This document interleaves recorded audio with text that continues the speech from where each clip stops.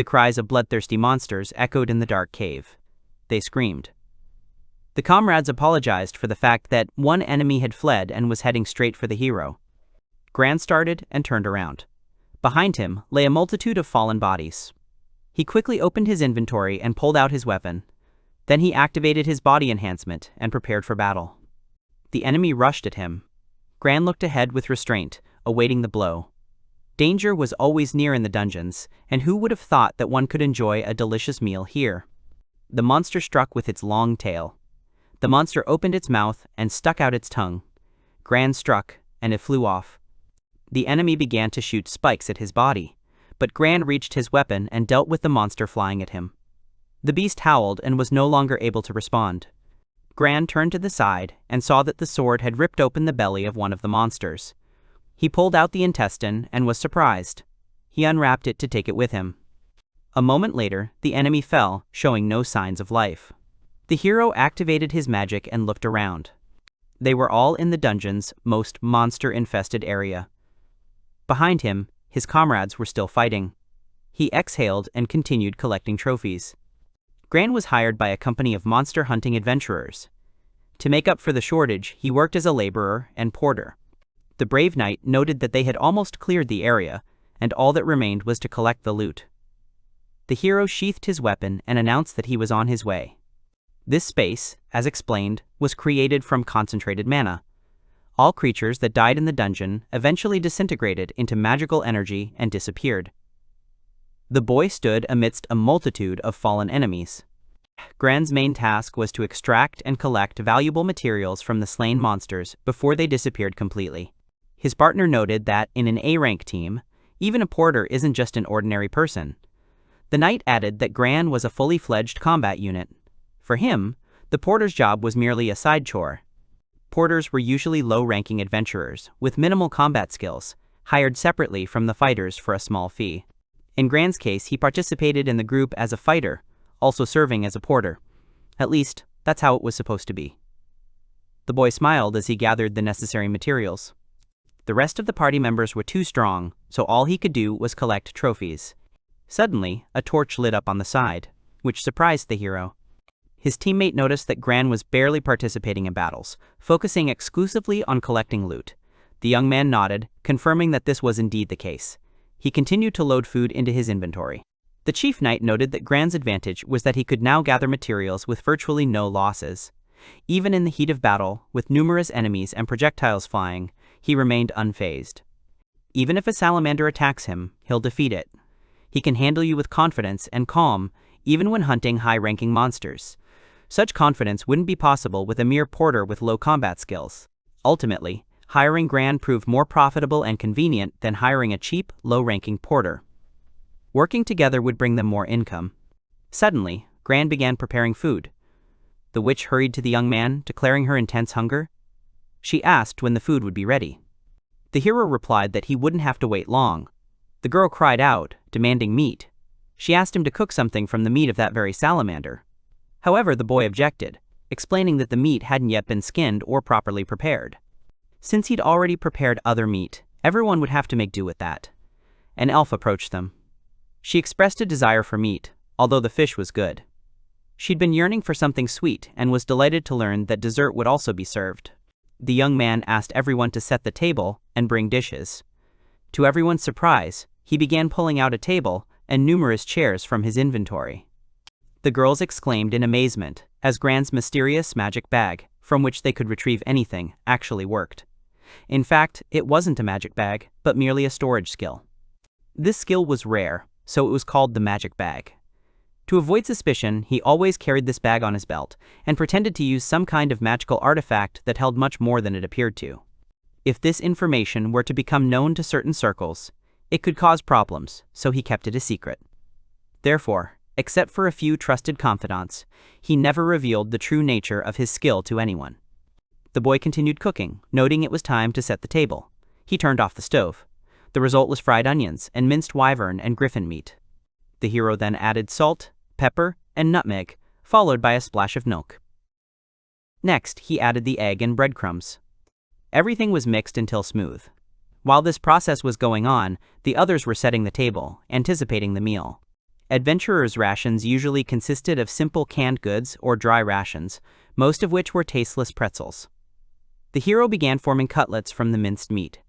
One of the comrades noted with surprise that even in the dungeon they had field food, and expressed admiration for how luxurious this treat looked. In any case, the preparation required effort. While the young man was sculpting, he wondered if it would be easier to take food and utensils with him so he could cook on the spot, using his storage skill. The hero really didn't want to eat unappetizing food. Soon, the frying pan with the cutlets was on the stove. When the dish was ready, steam began to billow from under the lid. Gran apologized to the team for the wait. Everyone exclaimed how happy they were with the meat and remarked on how delicious it smelled. The guy explained that he'd fried in excess so they could use plenty. An incredibly appetizing dish appeared on the plates. The heroes began to devour it, licking their lips with anticipation. Everyone enjoyed the food, completely delighted. The young man laughed, seeing their joy.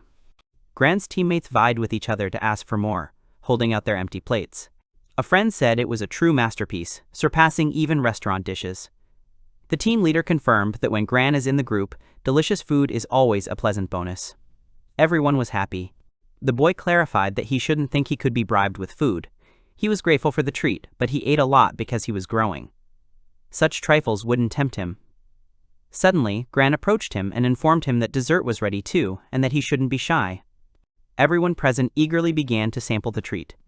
The protagonist was a handy B-rank adventurer, capable of combat and handling any assignment. This was precisely his place among the adventurers. After some time, Gran's name was mentioned in the Adventurers Guild. One of his comrades knelt before the young man, apologizing for all his harsh words. He expressed his gratitude. The young man beamed with pride and explained that from now on he would definitely strive to reach B rank, like Gran, demonstrating his determination. Gran advised him not to overexert himself. The leader explained that he would definitely catch up later and said goodbye. The hero was surprised to notice how attached this fellow had become to him. He wondered if the steak had really been so good that they'd given him some extra food.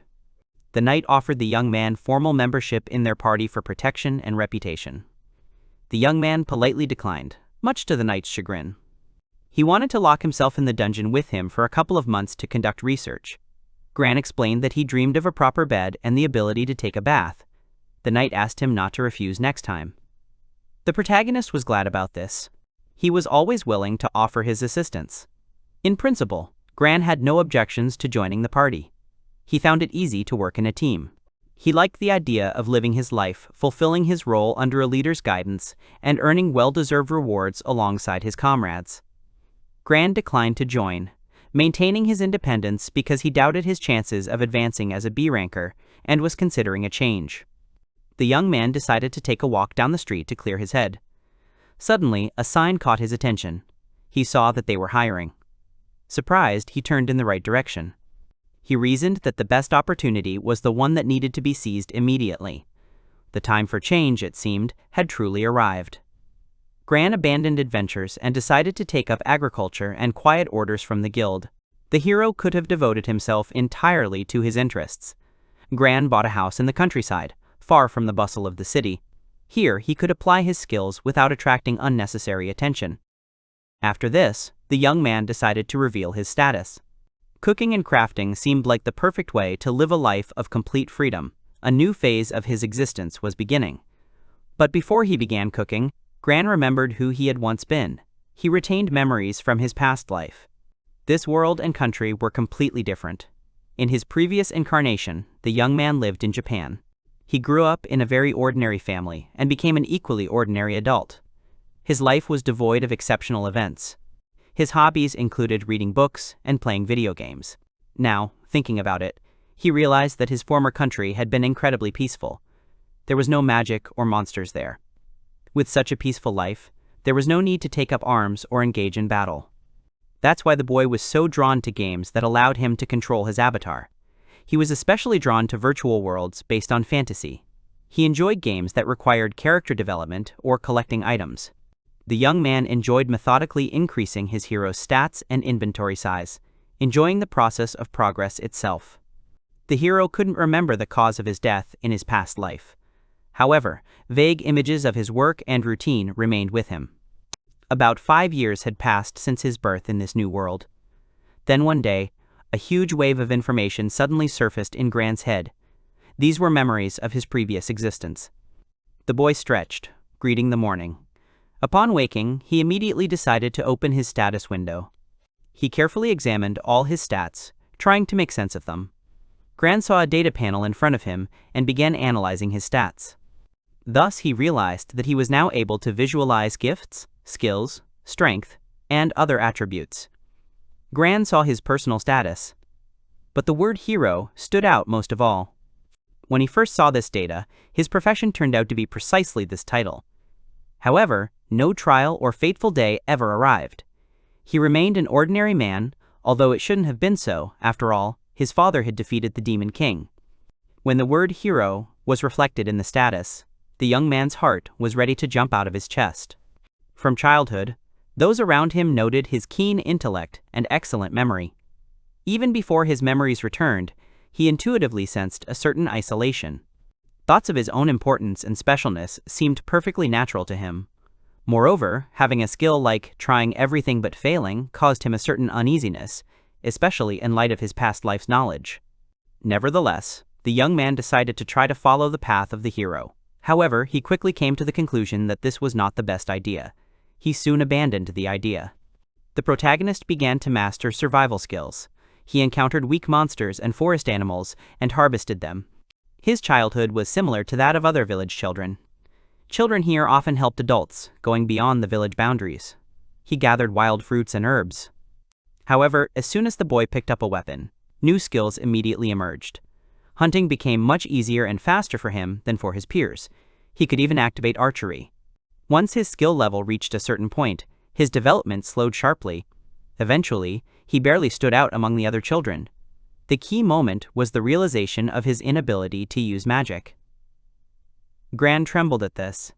While the children around him were mastering magical skills one after another, he was unable to cast a single spell, no matter how hard he tried.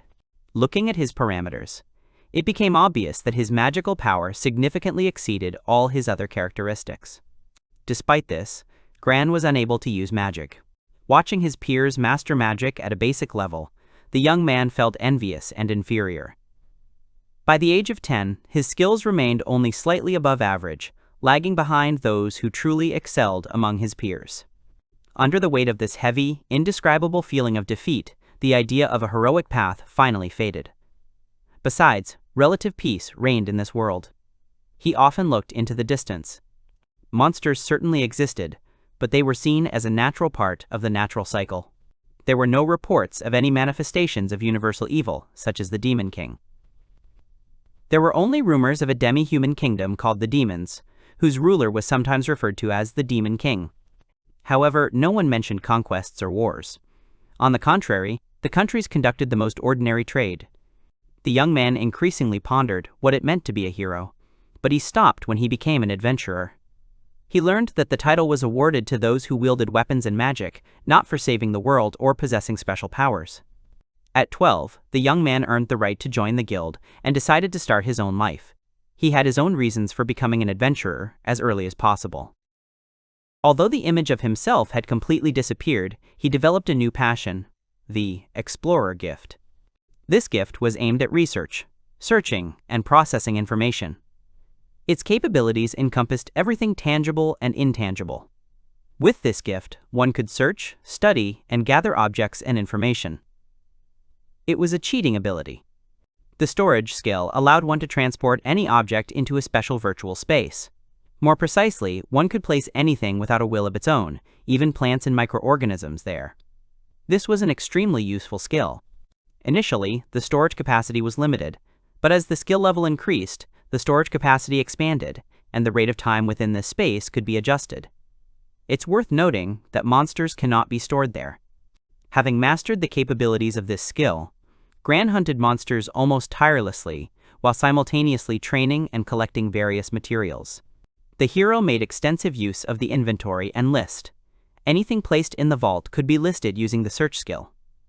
The hero's fate no longer interested the boy, as he now had a different passion. Gran was gathering materials. Having become an adventurer, he traveled across various regions. He hunted monsters, penetrated uncharted corners, and undetected gathered all possible resources. The young man relished this freedom and truly enjoyed the process. He loved collecting objects and materials. It was simply magnificent. Gran stopped on the grass and opened his inventory. He happily looked through the list of everything he had managed to acquire. This activity relaxed him greatly. He lay on the ground, looking at the sky. His soul seemed cleansed. And now, when the hero finally had his own home and personal base, he decided, relying on the accumulated materials and his own skills, to take the first step towards an independent life. Even the skill of trying everything, but failing, proved useful if you weren't striving for absolute perfection. Using your existing crafting skills and accumulated resources seemed like a good way to develop. While strolling down the street, Gran noticed some curious items on display. His companion explained that during the fair, merchants from various cities flocked here. This allowed them to find valuable items. These goods were treasures. The young man and the boy wandered the bustling streets together, examining a variety of materials and potions. They laughed and enjoyed their shared stroll. The protagonist asked Kershay how business was going at his shop. The boy replied that everything was fine and explained that today was Itsukaichi, and on days like that there was a big fair, so there weren't many customers. Because of this, his sister had been left in the shop. The guy added that visiting such fairs is also part of the job. Suddenly, Gran froze, noticing something ahead. The seller approached the young man, informing him that the item had arrived from a distant land. The hero approached and asked about the origin of the strange object. The seller explained that rumor had it that it came from a land located far to the east. However, he himself had purchased it in a port city of a neighboring state, so he had no precise information. He noted that the most interesting items had already been sold, but some rare items still remained. The protagonist examined the object carefully, turning it over in his hands. It was an abacus. Kershay was surprised, as his brother seemed to know what it was. The boy beamed. He'd read about such things in books. He chuckled, thinking these were memories from a past life. The seller admitted he'd bought the abacus, thinking it was a musical instrument, but hadn't been able to sell it. He offered to sell it for less. Gran agreed, noticing that the black liquid in the bottle came from the eastern lands. He glanced sideways. The salesman explained that no one was buying the liquid, so it was inexpensive. It was a seasoning made from beans, but its smell was off-putting. The hero asked if he could smell it. He was allowed, but warned that the odor would be pungent. After taking a couple of breaths, the young man exclaimed that he'd take everything he had, and if there was more, he'd buy absolutely everything. Kershay sniffed, trying to discern the nature of the aroma.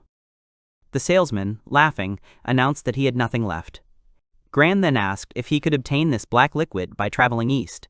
The seller said he had acquired it in the port city of Ovaro, which lies east of the kingdom of Shilandor. He had bought it from a merchant from a strange country. The protagonist inquired whether any grains resembling wheat were among the goods from the east. The seller denied it, but suggested that something interesting might be found in Owaru. The salesman opened the box and pulled out an alcoholic beverage he'd purchased from the same merchant. Gran was surprised to see that the liquid was clear and had a slight aroma. The man clarified that it was slightly more expensive and asked if he was interested. The hero answered affirmatively, preparing to pay. As a bonus for his purchase, the protagonist was given seeds called Ryun fruits. Having opened the package, the guy was surprised by what was happening. The young man decided to use his appraisal skill. Although he hadn't been able to obtain the rice, he could now confirm its existence. In his past life, he remembered that alcohol made from rice was called sake. Sometimes in Gran's life, there were encounters with things that reminded him of memories from his past life. There are probably other people somewhere in this world who have preserved the memory of Japan. He wondered if he would ever meet someone like that. Kershay suddenly approached Gran. He asked the young man to tell him what exactly he had bought. The young man explained that it was soy sauce and rice sake. The boy admitted he'd never seen anything like it and wanted to know what it was for. The young man pulled out an abacus and explained that it was a calculation tool. The boy was surprised that such a device could be used for counting. He said that the abacus, though simple, was convenient for working with large numbers and could be learned to use. If necessary, one could be ordered from a local craftsman or made one himself. Kershay was amazed at how well informed he was. Gran noted that the process of creating such invoices is very painstaking, but with enough time, they are entirely feasible. He expressed confidence that whoever takes on the task will certainly succeed. The boy exclaimed that if this abacus made counting easier, it would be a real godsend for the merchant. He insistently asked to be taught how to use it. Gran explained that the black liquid was soy sauce, a bean-based seasoning with a distinctive aroma, and the other purchase was called sake, a strong alcoholic drink made from rice and used both as a drink and in cooking. Besides, it was delicious. Kershay laughed, noting that Gran knew a lot. The hero hastened to clarify this. He explained that when you work as an adventurer, you get to see all sorts of things. The boy responded that that's why his friend was an adventurer. Kershay envied the hero's travels, as he himself only traveled to neighboring towns to buy goods. He dreamed of one day visiting a new place, to see more with his own eyes. Gran offered him a job as a security guard on one of his future trips. Kershay looked embarrassed, but Gran explained that a long journey without protection was unthinkable. The boy knew the adventurer would protect him. Even more embarrassed, the young man agreed and pointed further ahead toward a kiosk selling prepared food. They decided to head there to look at the selection. The young man, ahead of Gran, pointed to the right spot. Large pieces of meat were grilling deliciously on the grill there. The heroes stopped, enjoying the wonderful aroma. Having purchased several portions, they sat down on a bench to savor the food. The protagonist and the boy devoured the exquisite dishes with relish, savoring the moment. During the meal, Gran mentioned that he'd been given a ticket when he'd bought shashlik at a guild-owned store. Kershay explained that it was a lottery ticket awarded for purchases at establishments affiliated with the Merchant Guild. He got such a ticket while he was having lunch there. The merchant suggested they try their luck in the lottery after they finished eating. The hero himself noted that he needed to eat a lot, as his body was his main working tool.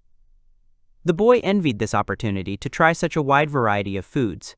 They noticed that there were still some dishes left on the counter that they hadn't had a chance to try, and suggested that they try a little of each. The boy assured him that if there was any leftovers, he'd finish them himself. That way, Kershay would have the chance to sample a wider variety of dishes. He became embarrassed and retorted that he'd already eaten his fill. The hero smiled and laughed, noting that if he had guessed this earlier, the boy could have tried many more delicious things. The young man smiled, slightly embarrassed by the situation. He hastened to assure his companion that everything was fine, and that at the next Itsuka-ite, he would definitely try whatever he wanted. Passers-by stopped, stunned by the spectacle. The protagonist, carrying the carcass of a bull on his back, approached the house. The hero, looking back at the load, asked Kershay where they would put the carcass, as it would only get in the way. At that moment, a girl came out of the house. She noticed Kershay had returned and asked how his Itsukaite had gone. She suddenly began to congratulate them on their return, but was immediately startled by the sight of the huge, heavy beast on Gran's shoulders. Kershay stood ahead, overjoyed to see his sister. The girl tried to comprehend what she had seen. Suddenly, she screamed. Gran quickly explained the situation. He explained that this was a prize Kershay had won in the lottery. He had won an entire carcass of meat. The boy added that Gran was strong to be able to lift such a huge object. The girl confirmed that it was indeed the carcass of a black buffalo. The hero explained that his strength was due to his body enhancement skill. Kershay noted that in a backwater like Piedmont, it was rare to find people capable of easily lifting a buffalo carcass. His sister noted that even among high-ranking adventurers, such a feat was rare. The boy apologized for keeping her waiting. The girl corrected him, saying it was their own delay. The protagonist carefully lowered the carcass to the ground, and they began butchering. The process was surprisingly easy. In gratitude for their help in butchering, they were allowed to keep the meat and bones. They were told they didn't need the bones and tail, so the young man could have those too. The boy was surprised that they allowed him to take both his tongue and tail. He also expressed surprise that bones could be used for anything. They began explaining to him that buffalo tongue has a unique texture and is delicious, especially when stewed or fried. The tail is suitable for boiling, making a wonderful soup. And the bones are used as a base for broth and in alchemy. Kershay was surprised by Gran's culinary knowledge. He explained that he often spent the night in the wilderness and had to eat even monsters and any resources. He had to cook on the spot, and this taught him a lot. The boy explained that he had already managed to divide the meat into parts. The boy was amazed by the abundance of the spoils. They were 2 whole carcasses, albeit not very large. Gran was afraid that it would be difficult to eat such a quantity of provisions before they spoiled. The hero replied that the meat must either be eaten or sold as soon as possible. He added that if the meat was smoked, it would last much longer. This also applied to drinks and provisions for the adventurers. The boy understood his logic and decided to act on his plan. He approached Kirsha and suggested they stay for dinner. There was meat on hand, and they could spend the night. The young man readily accepted. The boy immediately began loudly insisting on cooking steaks. The protagonist decided that a specific cut of the carcass would be suitable. This was meat from the part of the carcass that the animal didn't use for movement, so it was tender. Gran suggested using spices purchased at the market, soy sauce and garlic. He said this would make the dish incredibly delicious. The boy then explained that if he were allowed to use the kitchen, he would cook it himself. The boy enthusiastically asked, expressing his sincere desire to try a steak prepared by such a master. Perhaps it was a habit from a past life, but the young man treated his food with particular care. Since he had such familiar seasonings and good meat, he had to cook for himself. He turned on the stove and began cutting up all the vegetables. The boy chopped, and Kirsha watched him. They poured oil into the pan and added the vegetables to simmer. The cooking continued, filling the air with a delicious aroma. Kirsha exclaimed that he was already very hungry. They told him he needed to be patient a little longer. But the boy began pouring the seasoning from the frying pan into a plate. They had already prepared the meat. It was glowing and ready for further processing. The young man began cutting it. He quickly separated it into thin layers, preparing it for cooking. The preliminary preparation was complete. Together, they sprinkled the meat with salt and pepper. The meat was placed in a frying pan. The hero began frying. The girl who approached him remarked on the delightful aroma. "Everything was almost ready," he exclaimed. The older sister asked Kirsha to help her with the preparations. He ran out to help her. When both sides of the meat are browned, reduce the heat and continue cooking a little longer. The degree of doneness is a matter of personal taste. But he preferred medium. He poured the remaining sauce from the plate over the meat. Gran also added soy sauce. The boy saw all this and smiled. His mouth began to water at the sight. The protagonist placed a piece of meat on a plate. Everything glowed and exuded a pleasant aroma. The black buffalo steak was ready. The young man brought the dishes to the table and announced that everything was ready. He thanked everyone for their patience. They were already seated at the table. They began sampling pieces of meat, carefully placing them in their mouths. The girl and the boy perked up. They all enjoyed the sumptuous dish and the laid table together. They were happy. Kirsha remarked that both the taste and aroma were very appetizing. His older sister explained that black buffalo was actually very tender. She'd expected the meat to be tougher and more sinewy. The hero also took a bite of meat. He was pleased with everything that was happening and observed the atmosphere. He was asked about the black sauce, noting that the smell was strange at first, but when heated, it became delicious and paired perfectly with garlic. It was a rare seasoning from a distant land, which the hero was seeing for the first time. Kirsha was surprised that the young man didn't know what ingredients were used to make it all. The boy sighed, noting that he knew what it was and how to make it. But the process was very labor-intensive and complicated. So he decided to do it himself. The boy turned the bottle over in his hands and said that if this seasoning became widely available, it could truly revolutionize culinary art. He suggested looking for it from some merchants he knew. The protagonist explained that when he was in the capital, he had also tried to find all this, but to no avail, and today, he had simply gotten lucky. The boy asked if it was produced in the East. The hero replied that it was possible, but it would take a month each way to reach the easternmost edge, and rumor had it that it was imported from a distant eastern country. Searching for it would take a long time, and he could already imagine himself on the journey. The hero thought that perhaps he should ask for help from a mage who practices teleportation magic, but definitely not from his friend. The young man also explained that even if he did go, it wouldn't be anytime soon. After all, he'd recently bought a house and wanted to live quietly for a while. As for the soy sauce, Gran would think about it some other time. It was already dark, and the owl looked out over the village. The young man was teaching Kirsha the basics of accounting. His older sister was setting the table. They discussed drinks, soy sauce, and the abacus. Later, the hero took a short bath to refresh himself. Morning arrived. He thanked his hosts for their hospitality and breakfast. The young man promised that the next time they met he would be sure to bring some potions with him. The girl and boy said goodbye to him, shouting loudly after him. Kirsha assured Gran that they would definitely see each other again. The hero noted that, in addition to potions, he should probably make a new abacus. He also planned to create a ring to lighten the weight of items carried. Just in case, Gran wanted the ring to offer a slight resistance in the event of danger. The forest Gran found himself in turned out to be rich in resources. Everything around was filled with light and a light haze of fog. The hero began to gather local plants with surprise. He checked his status bar, monitoring his food supplies.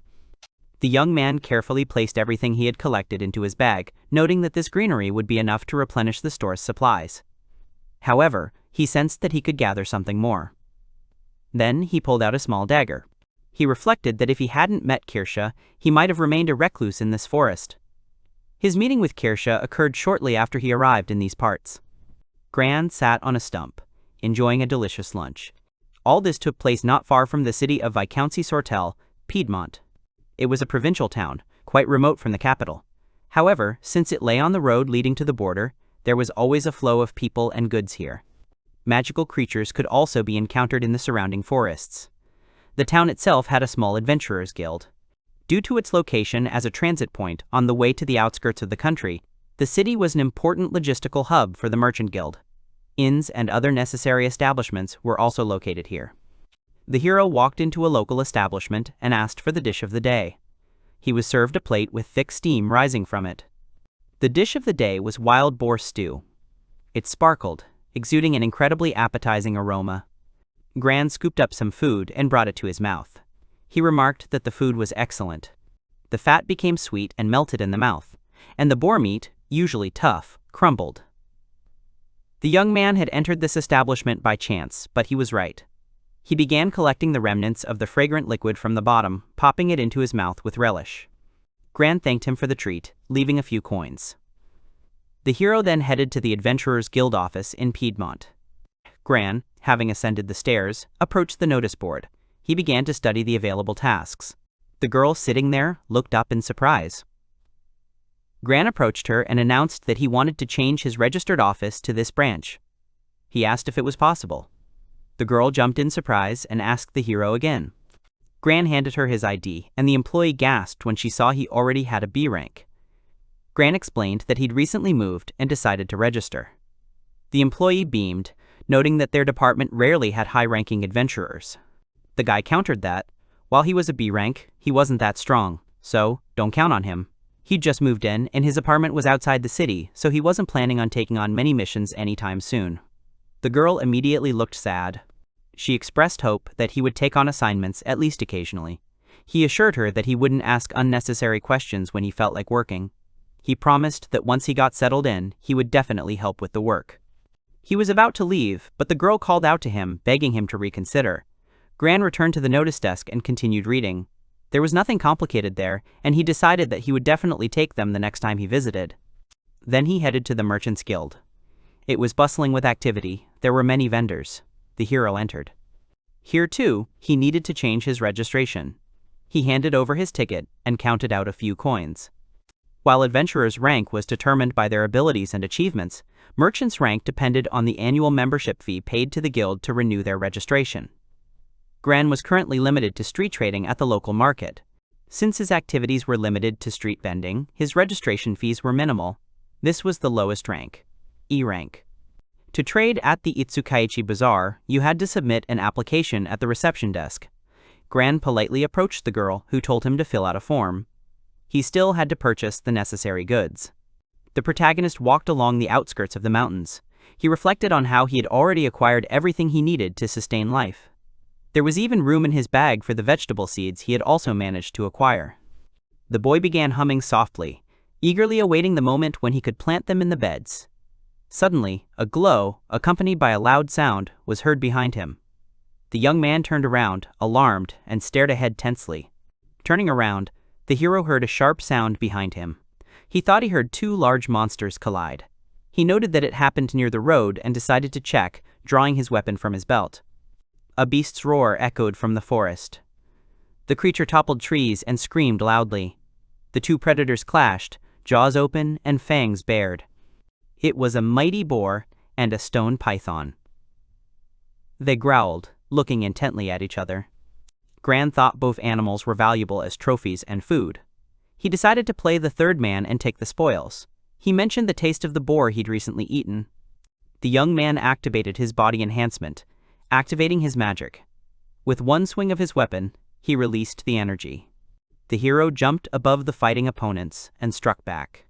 He found himself at the height, and with a sharp swing of his weapon, finished off one of them. The stone python fell lifelessly to the ground. Then it turned to the boar. The boar screamed and opened its mouth at the boy, who turned around. Gran made a sharp swing of his hand. Suddenly, the boar's carcass also fell and froze. Gran exhaled. He swung his weapon again, satisfied with his victory, and wiped the blood from it. The young man waved his hand and opened his inventory. He moved the fallen carcasses inside. Suddenly, he saw something near the road. He wondered if anyone had gotten caught up in the battle and looked inside the cart. Gran decided that the driver seemed to have escaped and thought that it would be good if he managed to get away along the shore, and it would be worth searching around a little. The hero noticed a boy lying in the bushes not far from the cart. The boy was covered in bruises and unconscious, but alive, and looked very young. Gran ran up, picked him up, and asked how he was. He guessed the boy must have been hit hard. He carried the boy into the cart and treated the horse's wound, rinsing it with water. The animal whined. The protagonist asked the horse if it could pull the cart. It whinnied gratefully in response. Morning came, and the horse and cart continued on their way. The hero noticed movement behind them. The boy jumped up and started looking around, asking about his merchandise. Gran asked him if he was awake. The young man asked who the main character was. He also mentioned giant monsters. The hero reassured him, saying he had already defeated the monsters. The cargo scattered so much that the cart tilted. They decided to head for Piedmont, as it would soon be dark. The protagonist explained that he was just a random passerby. The boy was surprised. He asked if he was the one who had won the battle. The boy agreed, noting that the great boar and the stone python were merely large monsters, not particularly powerful. He also asked if it was okay to go to Piedmont. The boy explained that he was just returning there. He asked if the young man had saved him. He replied that he simply happened to be there at the right moment. Suddenly, the boy thanked him. Suddenly, the young man winced in pain. His leg was injured. He noted that it was in great pain. The protagonist assumed he had been thrown out when the carriage tilted. He said he absolutely had to drink the healing potion. The young man handed the potion to the boy. He accepted the bottle and nodded. He took a couple of sips. It was a fast-acting magical medicine containing magical energy. Usually taken orally, it was effective for injuries like this. The protagonist asked if the potion helped. The young man explained that yes, he did, and apologized for causing the boy so much trouble. Kirsche introduced himself. He explained that he was helping his parents at their shop in Piedmont. The boy expressed a desire to thank his savior. He offered to accompany the hero to the shop. Kirsche also inquired about the price of the potion. To this, the boy replied that there was nothing to thank him for. The young man began to tell him about the potion and that he had made it himself. Kirsche asked if the protagonist knew how to brew such potions. This caused surprise. Gran explained that he was capable of creating simple ones. The boy immediately lit up.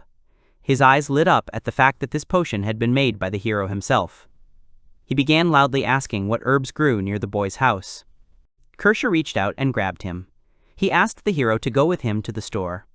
The young man also wanted to discuss something with him. The hero was a little embarrassed. They continued their journey together and soon arrived in the city. The merchant Kirsche approached the hero, recognizing him as a true adventurer and understanding the origin of his belongings. The boy asked if he was staying at the inn.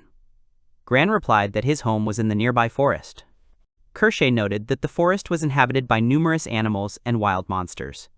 The hero replied that he didn't know their exact number, but he had installed a barrier against the monsters, so life there was quite bearable. The boy guessed that the boy must also be gathering potion ingredients in the forest. This turned out to be true. Kirsche's business proposal concerned medicinal potions. The boy confirmed this. He explained that the old woman who had long run the apothecary in Piedmont had grown quite old and recently closed her shop. Because of this, they were experiencing a shortage of potions. They quickly began purchasing potions in a neighboring town and reselling them locally, but transportation costs kept the price high. The supply volumes were small, which created difficulties. Gran concluded that this was why they wanted to buy from him. The boy confirmed that if that were possible, they would be very grateful. Crane wondered if it all depended on the terms of the deal. However, they were almost to the store. Everyone was surprised by how quickly they had arrived. When in Piedmont, you should visit the Passero department store, where you can find absolutely everything. Lights were burning in the windows of Passero's shop. Kirsha walked inside and exclaimed that he was finally home. The young man's sister was overjoyed at his return. Kirsha explained that they had been delayed by a monster on the road. The frightened girl asked how he was feeling. The young man assured her he was fine, having been saved by a hero whom he had invited as a token of his gratitude. He introduced Gran to his older sister, Alicia. The girl bowed and said she was pleased to meet him. She added that she was Kirsha's older sister and thanked him for helping her younger sister. The protagonist turned around, shocked by this news. He looked at the girl and noted that he was simply out for a walk and had slain the monster since he was there.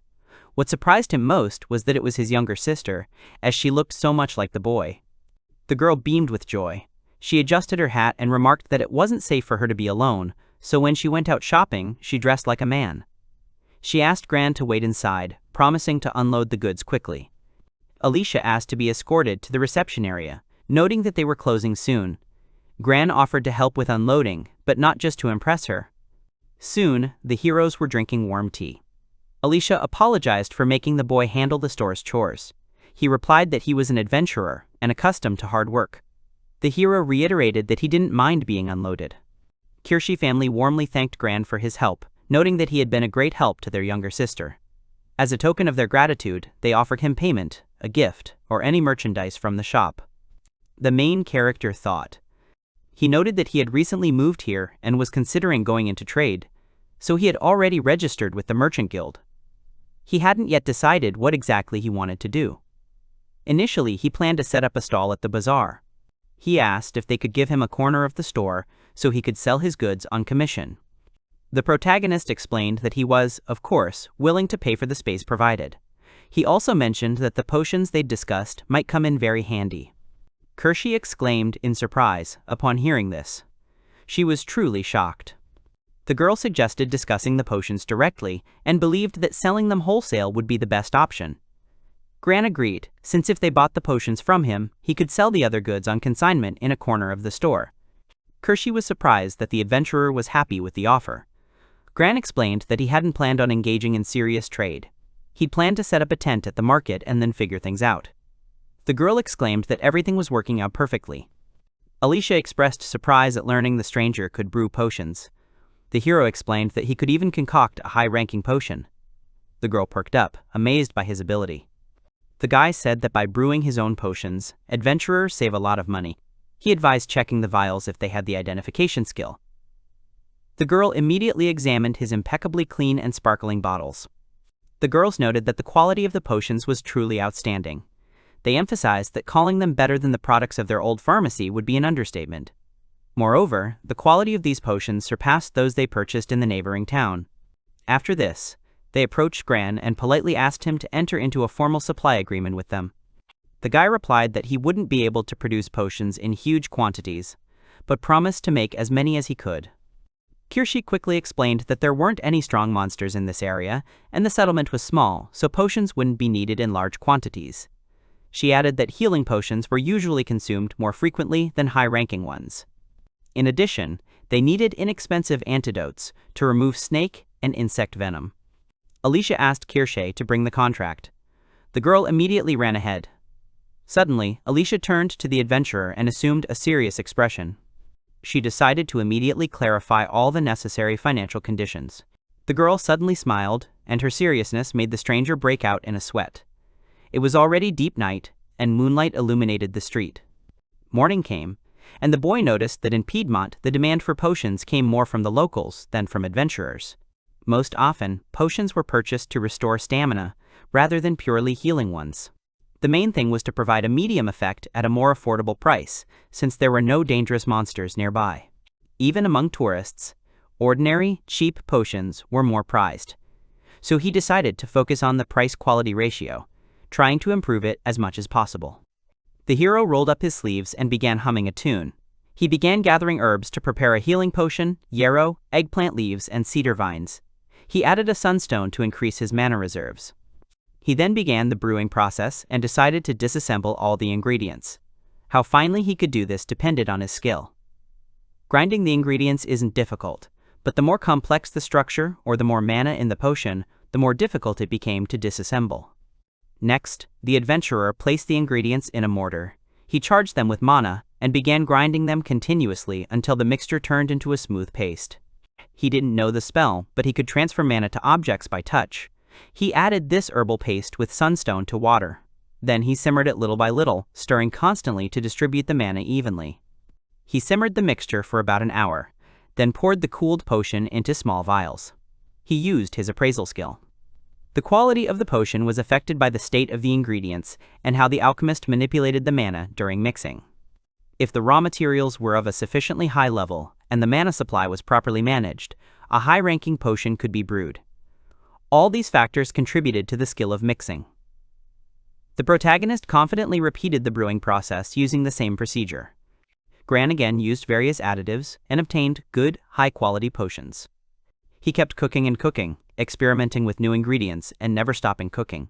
The young man decided that he would also put the flesh of the monster he had caught to use, trying to make a snack out of it. With a regular snake, the bones would have been a bit of a hassle. But since this carcass was gigantic, there was no need to worry about small bones. However, butchering it would be a difficult process. He generously sprinkled the cleaned meat with salt, pepper, and thyme. Then he decided to add seasoning. After that, he used breading, mixing flour with an egg and a pinch of salt. The guy also added a secret ingredient. He waved his hand and his inventory opened. He pulled out a bottle of alcohol and took a sip from the mug. The hero thought the drink would have been better if he'd waited until the main course was ready. He noted to himself that for a crispier crust, he should have added ale and whisked the batter thoroughly. The adventurer decided he'd definitely make a side dish. He took out the potatoes and began slicing them. The guy decided to cut the potatoes with the skins on for easier eating. He then soaked the sliced potatoes in water and put the oil on to heat. The young man drained the potatoes. He rolled the meat in flour and then dipped it in batter. The oil has just reached the right temperature, and it is time to drop small pieces of dough into the boiling oil. The aroma was simply delicious, and with such an appetizer one could have had another mug of ale. He decided to fry some potato slices while he was at it. He felt excited, watching the batter on them gradually turn golden. The hero hummed. He decided that perhaps everything was ready as it should be. The food hissed and sparkled appetizingly. The guy noted that it wasn't fish at all, but a real snack. He got a sizable plate of the dish and prepared some sauce. The protagonist picked up his chopsticks and began sampling the food. He noticed that the dish was still very hot. It burned his lips. The young man thought the flavor was delicate, almost fishy. The slight saltiness perfectly accentuated the taste. The dense meat provided a good texture, and the rich broth inside was addictive. When dipped in vinegar, it had a sharp aftertaste, which was also wonderful. Plus, it paired perfectly with ale. Taking a sip, the hero thought he'd just found the perfect opportunity. He looked closely at the plate. The sun shone brightly, illuminating the day. The protagonist headed toward Kirsch's house. She greeted him and expressed her joy at his arrival. The young man also greeted the girl and announced that he had brought freshly brewed potions.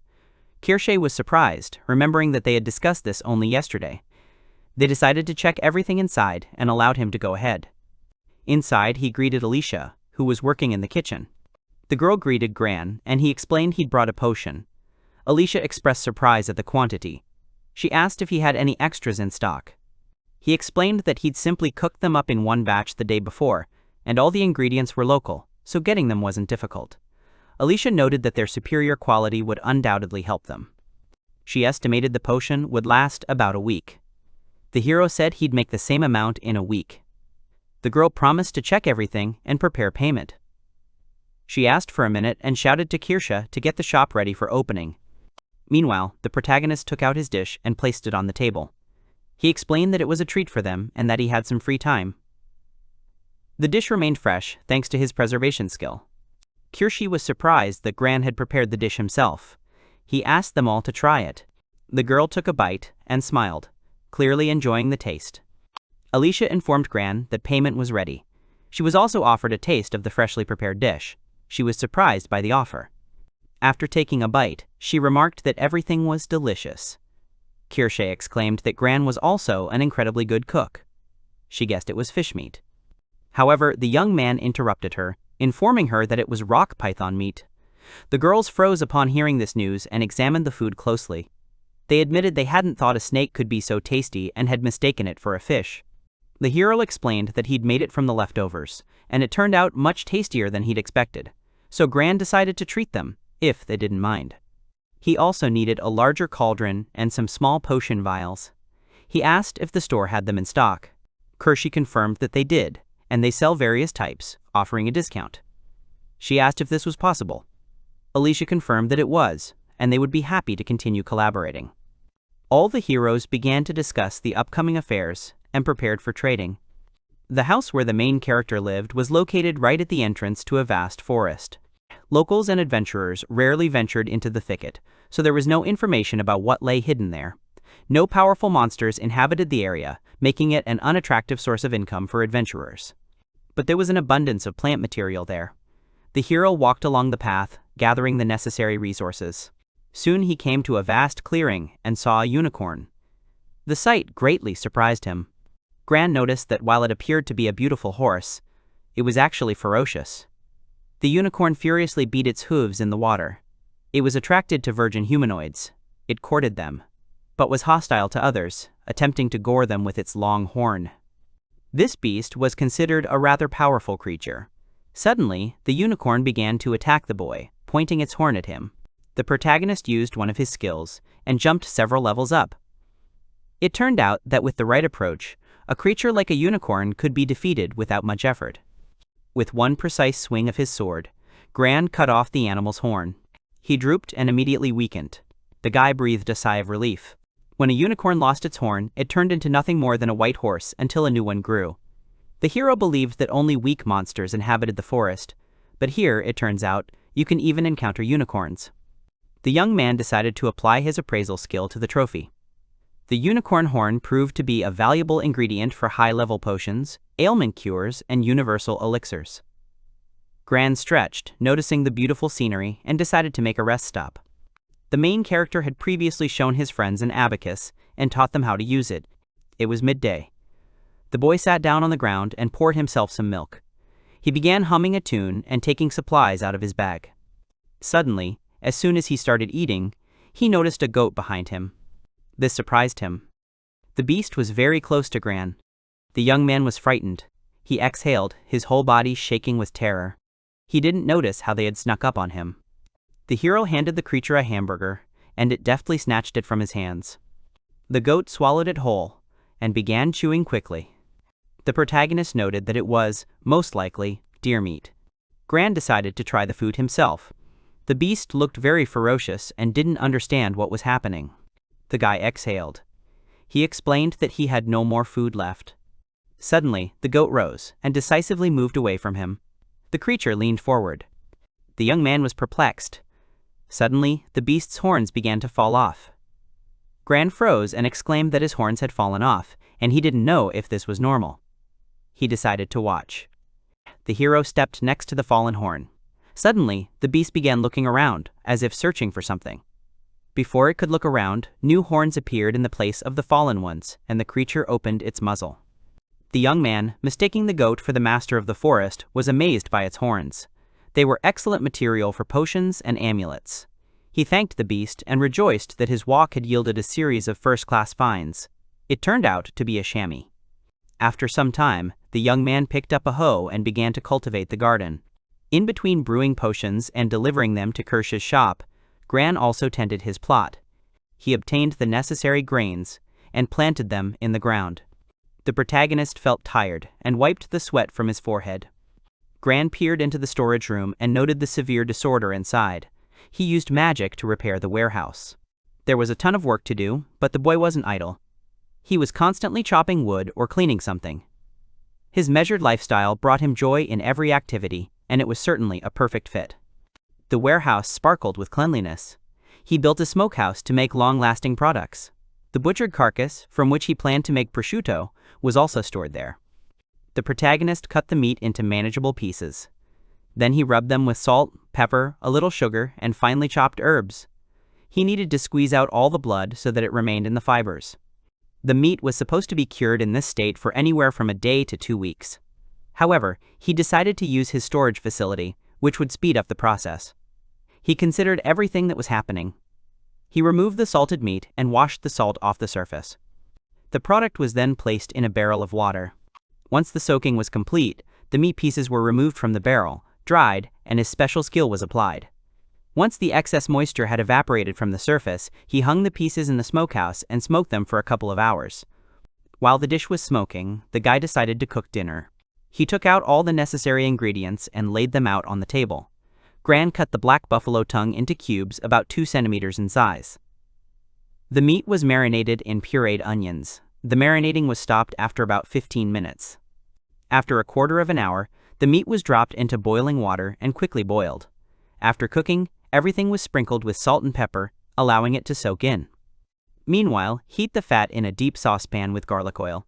As soon as the aroma intensifies, add the finely chopped onion and simmer over low heat. He continued stirring. The hero felt a pleasant aroma spread throughout the kitchen. Gran noted that when the onions are fried, he adds peeled tomatoes. He then mashes them and continues heating. When the tomatoes are softened, he pours in the red wine and brings it to a boil. Meanwhile, the young man returns to the main course. He lightly fried the tongue cubes, seasoned with salt and pepper, until golden brown. Then he added the tongue pieces and mushrooms to the pot. The lid was closed, and everything was left to simmer over low heat, occasionally adding water to prevent burning. The boy was already anticipating the upcoming delicacy. The aroma wafted throughout the house and the surrounding area. Time passed, and steam began to rise from the smoker. The hero decided it was probably ready. He wanted to try one leg right away once it reached the desired condition, and put the other in the refrigerated storage. He loved stockpiling for long-term storage. After closing the warehouse, the boy suddenly noticed a goat watching him. The young man was surprised by its behavior. He knew the repellent fence had no effect on strong monsters, but the goat hadn't been detected by any magical intrusion detector. Could this really be a high-ranking monster, the boy wondered. The goat used its storage skill, and herbs, valuable materials, and vegetables rained down around it. All of it fell to the ground and was presented to the hero. The young man was surprised by the glowing materials and asked if the goat would give them to him. The goat nodded. Gran couldn't tell if he was asking for something in return or simply wanted something to eat. The protagonist said he wouldn't let himself eat it all. He decided to make some more. The finished dish was already on the table, exuding a pleasant aroma. The hero and the goat accepted the treat with gratitude. The young man explained that it was a common goat from the country where he had lived before, and that it was an expression of gratitude for life and food. The goat nodded and was about to begin eating. He lowered his muzzle and tasted a little. His eyes widened. He began eating at a frantic pace, licking the entire bowl clean, delighted by such a beautifully prepared dish. The boy remarked that he had plenty of food and should eat as much as he wanted, so the goat decided to try again. The young man took a piece of meat into his mouth. He shuddered and exhaled from the heat. The carefully braised tongue melted gently in his mouth, revealing the deep flavor of the beef. The long simmering had softened the sourness, and the sweetness of the tomato had subsided. Since he didn't use broth or brown sauce, the pure flavor of the ingredients took center stage.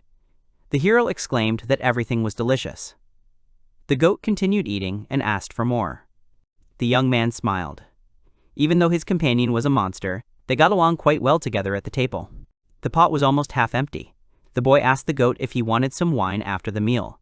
He also promised to bring some appetizers, asking him to wait a bit.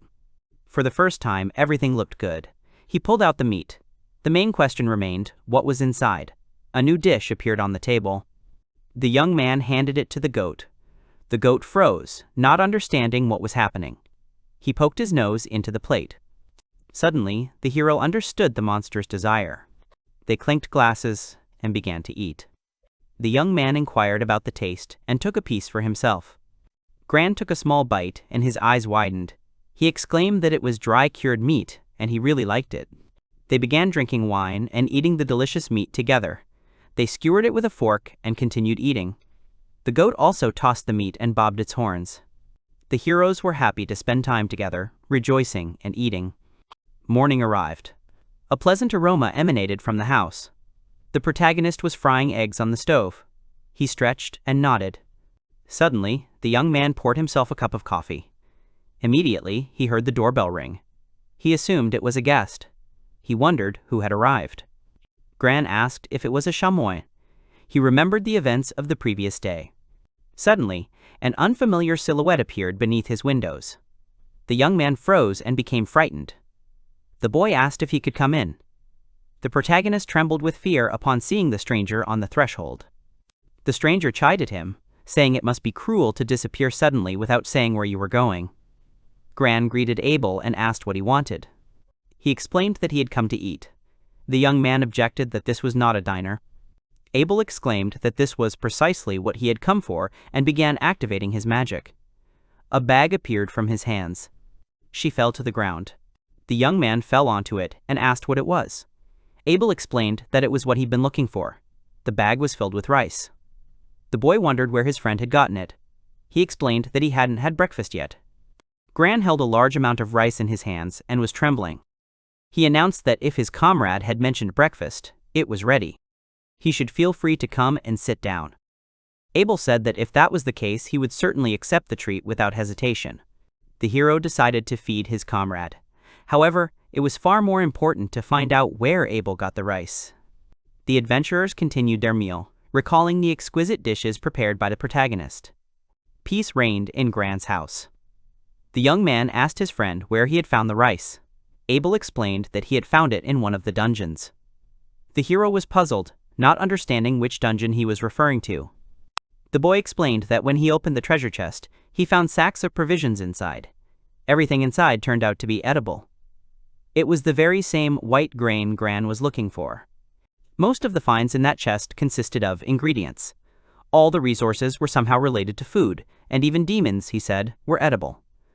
The protagonist was surprised and asked about the nature of this dungeon. His companion explained that there were plenty of spices there, and plenty of salt on the lower tiers. However, access there was only by sea, requiring a ship. Gran asked if they had a boat that could be transported using Ariel's spatial magic. Abel confirmed the possibility, but noted the risk, as their vessel could easily be sunk by the large monsters. There were plans to build a port, but transportation and cost issues arose, leading to negotiations stalling. Therefore, the dungeon remained a source of valuable ingredients, which was useful. Gran paused, realizing the importance of these ingredients and their sheer quantity. He was surprised that no one had appreciated the significance of this place. Abel assumed this was a consequence of their habit of consuming what they had obtained, which was what led to this state of affairs. The hero sat down at the table and asked about the location of the dungeon. His comrade informed him that it was located near the town of Alta Botanical. With teleportation magic, they could get there quite quickly. The boy asked why they had to go there immediately. He was considering the need to first settle in and establish a base near his home. However, the idea of a dungeon full of food intrigued him. Gran decided he'd go there as soon as he got settled in. Then he asked if he could buy some rice. Abel looked embarrassed, smiled, and replied that the hero had disappeared while he was away from the capital. Moreover, his comrades often disappeared for long periods of time in groups. The protagonist simply smiled and left without warning. This, in Bull's opinion, was quite unseemly. The comrade complained that he didn't even know where he had gone. The guy froze, not knowing what to say. He paused and decided to ask how Bell had managed to find out his location. He explained that Gran had a backpack with spatial storage that he could use. When he gave it to him, he was sure that he would not lose it, and he made sure that he would always be able to see it. Gran was surprised, suspecting his friend had been secretly following him, but the boy quickly retorted that there was no need to be so abrupt. He simply wanted to try his food. However, there was more to it than that. But Gran delivered the rice, even though he didn't yet know how to cook anything with it. They did him a favor, and Abel seemed like a good man, smiling in the hope of trying a rice dish in the future. In any case, he could teleport here at any moment. They decided to return to the food and take some with them. In that case, it would be a good idea to get some fish from the mountain lakes. They agreed that this was a good idea. Abel added that he could return home with magic, so it wouldn't be a problem if he stayed here temporarily. He asked if the young man had a spare room to rent, promising a good sum. The hero was surprised. The next day, the heroes were in the house in the forest. Gran screamed, not understanding what was happening. It turns out Abel had made a small rearrangement. The hero asked where he got all these things. They told him it was all that remained of a gang of bandits they had recently defeated. Gran was surprised that he had accomplished all this in one day. The hero added that Gran's house was very dirty, so he cast a cleansing spell. He also used an anti-degradation spell. The boy thanked him, but began to worry that it must have been very difficult, to which he was told he could thank him with food. Gran wasn't opposed to the idea, but he noted that he needed time to cook the rice. The hero inquired how his friend was going to cook rice anyway. The guy told him that he would use something not quite like ordinary cooking. Rather, it could be called one of the methods of working with water. The hero asked if they were planning to prepare one of those unusual fornications he'd always talked about. Gran replied that he'd learned them from a merchant who'd taken care of him. The boy asked where the merchant was from. It turned out he was originally from somewhere in the east, but he never saw him again, so he couldn't say for sure. Gran knew he couldn't tell his friend about his memories from his past life. Then the hero began to cook rice. She said to herself that she would now work with rice. He began to recite the recipe out loud, saying that first he would thoroughly wash the rice, then grind it for an hour. He noted in his mind that he really enjoyed working with rice. With one hand, the guy began to thoroughly wash all the rice in the bowl. Afterwards, he drained all the water. And, again, he poured water into the bowl of rice. Now he needed to dip it in water and scrub it thoroughly. He pulled out the control console and searched for the right option. Seeing the large boar meat option, the hero assumed everything was ground up. He took out the pot, thinking to himself that he had made tonkatsu in the group several times before, and Abel loved it. And put the rice to cook. The ingredients he used were pork tenderloin, onions, Japanese parsley, okara, wheat flour, oyster sauce, and eggs. He cut the onion into thin slices. While the kelp broth was cooking, the hero began to heat the oil. The cooking was in progress. The hero admitted that, speaking of ingredients from his past life, there was seaweed suitable for the broth. Gran used shoulder meat as a base, seasoning it with salt and pepper. Afterwards, I rolled the meat first in flour, then in egg, and finally in the breadcrumbs themselves. After this, Gran threw the meat into the hot oil. The delicious smell of food began to fill the kitchen. To his right, a timer began to ring. The rice is already cooked, so you need to increase the heat. The hero thought that the soft aroma of rice, coupled with the juiciness of fried meat, was too good. When the meat became golden, the hero drained all the oil. Now, you can try a piece. But still, as he cut the meat, he decided that it would be better to be patient. Next, he poured broth, soy sauce, sugar, and sake into the pan. All that's left to do is add the onion and cook. When the onion is soft, you can add tonkatsu and beat the egg. Then cover with a lid and cook for 30 seconds. Afterwards, the hero decided to check how the rice was. The smell of rice was so wonderful that the hero's mouth began to water. He decided it wouldn't be the same without Donburi, and he'd have to do everything himself. Just then, a guy walked into his kitchen. Gran replied that everything was almost ready. His comrade replied that he'd decided to go for a walk to work up an appetite and had only just returned. The hero said that it was time for dinner. He placed a dish on the table, explaining that it was tonkatsu with rice at the bottom. This dish is called kotsu dan, and asked his friend to try it.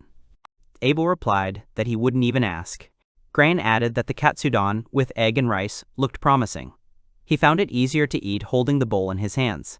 His friend repeated after him. Afterwards, he tried the dish for the first time.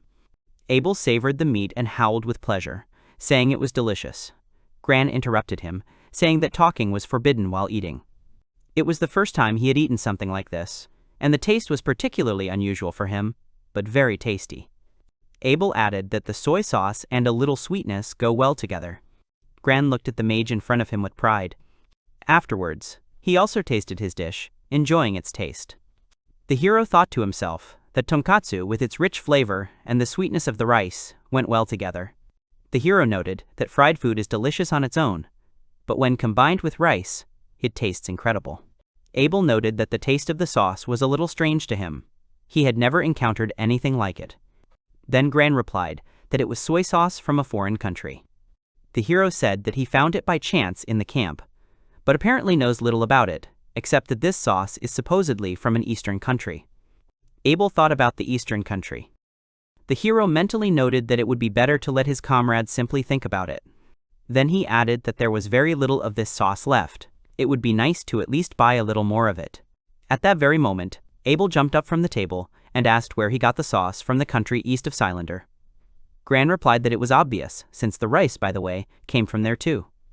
If they had a constant supply of rice and soy sauce, they could make a lot more. For example, sake is made from rice and soybeans, which would allow them to diversify their menu. Abel asked how that was even possible. The hero explained that this was because the same ingredients could be prepared in completely different ways, using different seasonings and cooking methods. Abel couldn't shake the idea that the country was in the east. Gran added that he had heard in Obolo that they had bought it from a merchant on a foreign trading vessel that had arrived in the city.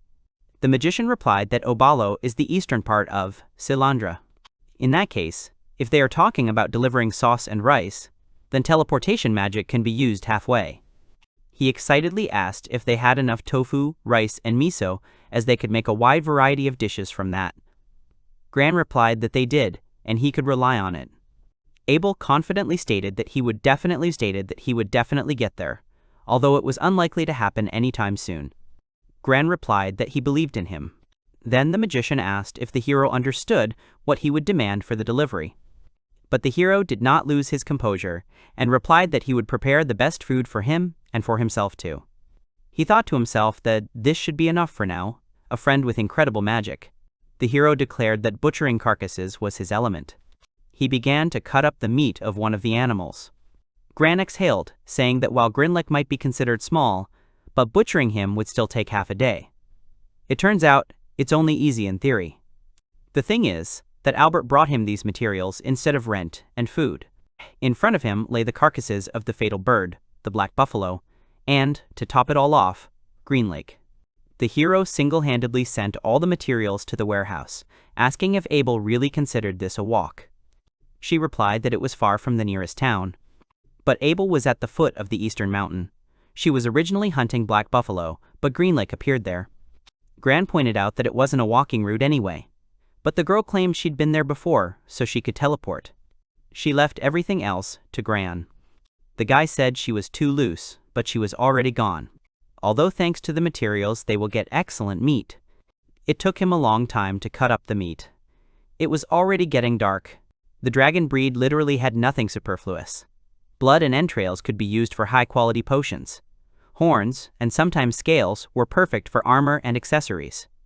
So, the magic stone was enormous, and the meat itself was edible. Gran thought that with such a quantity of meat one could prepare a wide variety of products and dishes. The heroes began a new journey. The next day, Gran was busy with cartography, as is the duty of an adventurer. He marked resource locations and monster locations. This helps to increase the efficiency of the search and avoid dangerous places. And since Gran had the search skill, which allows him to intuitively understand the landscape, he had no problems with cartography, but this forest seemed very huge to him. He guessed that the maps were probably sold at the Adventurers Guild in Emona, but only for explored areas. Along the way of his research, Gran collected herbs, and also observed nature. And since there are strong monsters in the area, he makes his own map. Eventually, he reached the place where he had seen the unicorn last time. It took Gran a long time to map it, but if you go straight ahead, it'll take about an hour and a half. He added that the location is perfect for a base camp. The hero marked this place on the map, thinking that he would return here if necessary. Now he decided to go a little deeper into the forest. Gran suspected there might be monsters in the forest who could provide him with valuable materials, maybe even rare herbs. With such lighthearted thoughts, Gran stepped deeper, which later turned out to be a mistake. Suddenly, a howl was heard in the forest. He managed to react and jumped back from where he was standing. Something attacked him. A large monster appeared ahead, looking at the hero with hostility. The adventurer deftly began to defend himself from the monster's attacks. As the hero cut off each part of the predator, he saw that a new one was growing in its place. It was a velocitrent, a monster species that looks like a tree. The hero noted that people say, "If you want to hide a trent, hide it in the forest.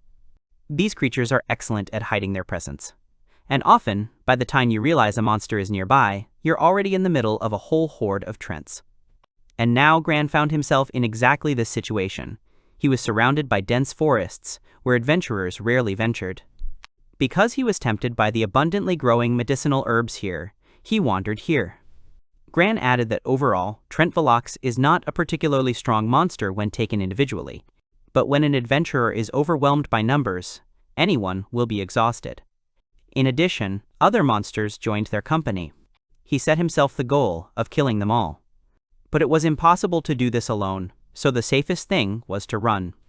As he walked away, a bright beam of light appeared ahead. Gran ran through the bushes. Eventually, he realized that he was lost. Although in fact he came out to speak, which meant that he could now understand where he was. Gran climbed a tree, where he had a magnificent view of the entire forest. It turned out to be even larger than he had imagined. He saw a city ahead. Now the adventurer realized that if he went downstream, he could reach it. This means that the forest only gets deeper upstream. He wondered if there was a clump of trees there, or a hill, because it looked too big to be a grove. The further he went, the more powerful and dense the trees became. He thought the thicket seemed to greet anyone who came here with hostility. This was a world of wilderness, where no human had ever set foot. Gran jumped from the tree. Suddenly, he noticed something in front of him. A cute animal reached out to him from behind the bushes. The hero was surprised that it lived there. He asked him if he could tell him the way. In return, he promised to treat the animal to dinner. He was greeted at his home. The hero had returned home, and Abel was there too. She added that the monster fence had been ineffective, so she'd reinforced it to keep out stronger monsters. She'd long ago erected a barrier against intruders, so now no one but her and Gran would be able to enter unless they opened it. Seeing the animal before her, Abel was surprised it could get in, since he was also a monster, and she was strengthening her defenses. Gran replied that he had come with him to get something tasty. Abel thought the hero was now hanging out with the monster. The hero replied that he lived alone and that the monster was a good conversationalist. Abel noted that he was an extremely lonely man. The adventurer warned that he would now begin preparing dinner and asked the guests to wait. Abel and the monster stood next to each other, in awkward silence. For today's menu, Gran decided to take green lake meat. The other ingredients were also ready: cabbage, green lane meat, garlic, venison, butter, and more. This meant the dish could be prepared quickly. First, you had to boil the cabbage until soft, separate it into leaves, let the water drain, finally chop the onion, fry it in melted butter until transparent and cool. At the same time, the hero will turn Green Lake's meat into minced meat, since dragon meat is usually very lean and dense. Using only Green Lake meat would have been too rich. So he added about a third of the meat from a meat-producing animal and mixed it thoroughly. He also added fried onions, egg and breadcrumbs, sprinkled a little pepper, salt, and nutmeg, and mixed everything in the bowl again. He separated the prepared minced meat into pieces and formed balls. Gran noticed that he was doing everything skillfully, and that it was also more convenient to eat. Next, the hero wrapped the minced meat in cabbage leaves, which had been pre-boiled until soft, and tied them with strips of bacon. Gran debated for a long time whether to simmer the meat in vegetable or meat broth, but since he already had some cabbage and onion scraps, he chose vegetable broth. All that was left for him to do was to simmer everything and season with pepper and salt. Gran shouted to Abel that dinner was ready and that she should help him carry out the dish. The hero decided that they should have dinner outside, since their forest guest would not fit in the house. When the table was set, Gran brought out the dish to the guests. He made Darko cabbage rolls and served wine with them. Abel said it smelled amazing and asked if they were vegetables. Green Lake meat and cabbage leaves? The hero thought Abel would like it. The girl replied that Gran never had bad food. The heroes began their meal. Gran cut off a piece of the cabbage rolls and savored their aroma. He thought the juice and aroma were simply overflowing. Finally, he put the first piece of food into his mouth. He really enjoyed the dish he cooked himself. He thought it was delicious, a rich dragon flavor, even though it was minced meat, but the meat was still there. It was dense, but the flavor immediately hit his nose. A whole tsunami of meat. And thanks to the addition of a little meat from a meat beast, it never gets boring and can be eaten endlessly. He wondered what would happen if he used pure dragon meat. He made a note of this, and would definitely cook only from that later. The forest friend ate his entire portion, and Gran decided to bring him more. Abel was thrilled with how incredible this dish was. She guessed he'd wrapped the meat in vegetables to keep all the juices inside. She added that the sensation of the flavor dissolving inside was incredible. And this broth, mixed with the flowing juice in its light sweetness, creates such depth that it is impossible to stop. Abel screamed for more. However, she noticed that the forest monster was very greedy when it came to food. Gran stood up for him, replying that everything was fine anyway, so it didn't make any difference. Then the girl said that if Grana was happy with everything, then she was happy with it too. The beast asked for more. She then added that this would not happen anytime soon. But when she finishes with her current work, she is thinking of going to the east of Silrandal, as Gran said. The hero was overjoyed by this news. Then she explained that she could teleport to cities she'd already visited. But from there, she'd have to travel either on horseback or at the train station, so getting to the outskirts would take time. The country is quite large, so even if she were to travel by stagecoach, it would probably take almost a month to reach the farthest reaches. But she's never been there before, so she might as well be going to expand her teleportation list. Gran replied that, of course, he would pay her in full. But for her, payment meant a guarantee of food and shelter. And if he found good materials, he could make her good equipment. But the hero admitted that he was writing notes and, as a hobbit, was unlikely to do anything exceptional. Then the girl asked if he could enchant items. It turns out it depends on the material. He can't enchant items that drop in high-level dungeons. Surrandal soon, as she herself was interested in the local cuisine of this region. Although the hero does not rely on others, he is now much closer to rice. At this point, the forest beast asked for more. Abel objected, saying he was eating too much. From a memory of his past life, Gran recalled black coffee. He might be in another world, but a cup of coffee in the morning was an obligatory ritual. In this world, he had a habit of drinking coffee every morning before important matters. When he drinks coffee, he feels refreshed and ready for new tasks, as his mind becomes clearer. Although as a child he didn't understand how anyone could drink this bitter stuff. But as he grew older, he began drinking it himself, without even realizing it. And then, I got used to this taste in everything. He remembers that not only in the mornings, but also often during breaks between work, he drank a cup of coffee. At first, he added a lot of sugar and milk, but over time he gradually reduced the dose until he eventually began drinking coffee in its pure form to experience that very bitterness. Gran doesn't deny that this drink is addictive. But this local coffee is only similar in color. The taste is completely different, though somehow it reminds him of his usual coffee. He took a sip of his drink. Abel asked if he drank herbal tea. He noticed that the color of the drink was very intense.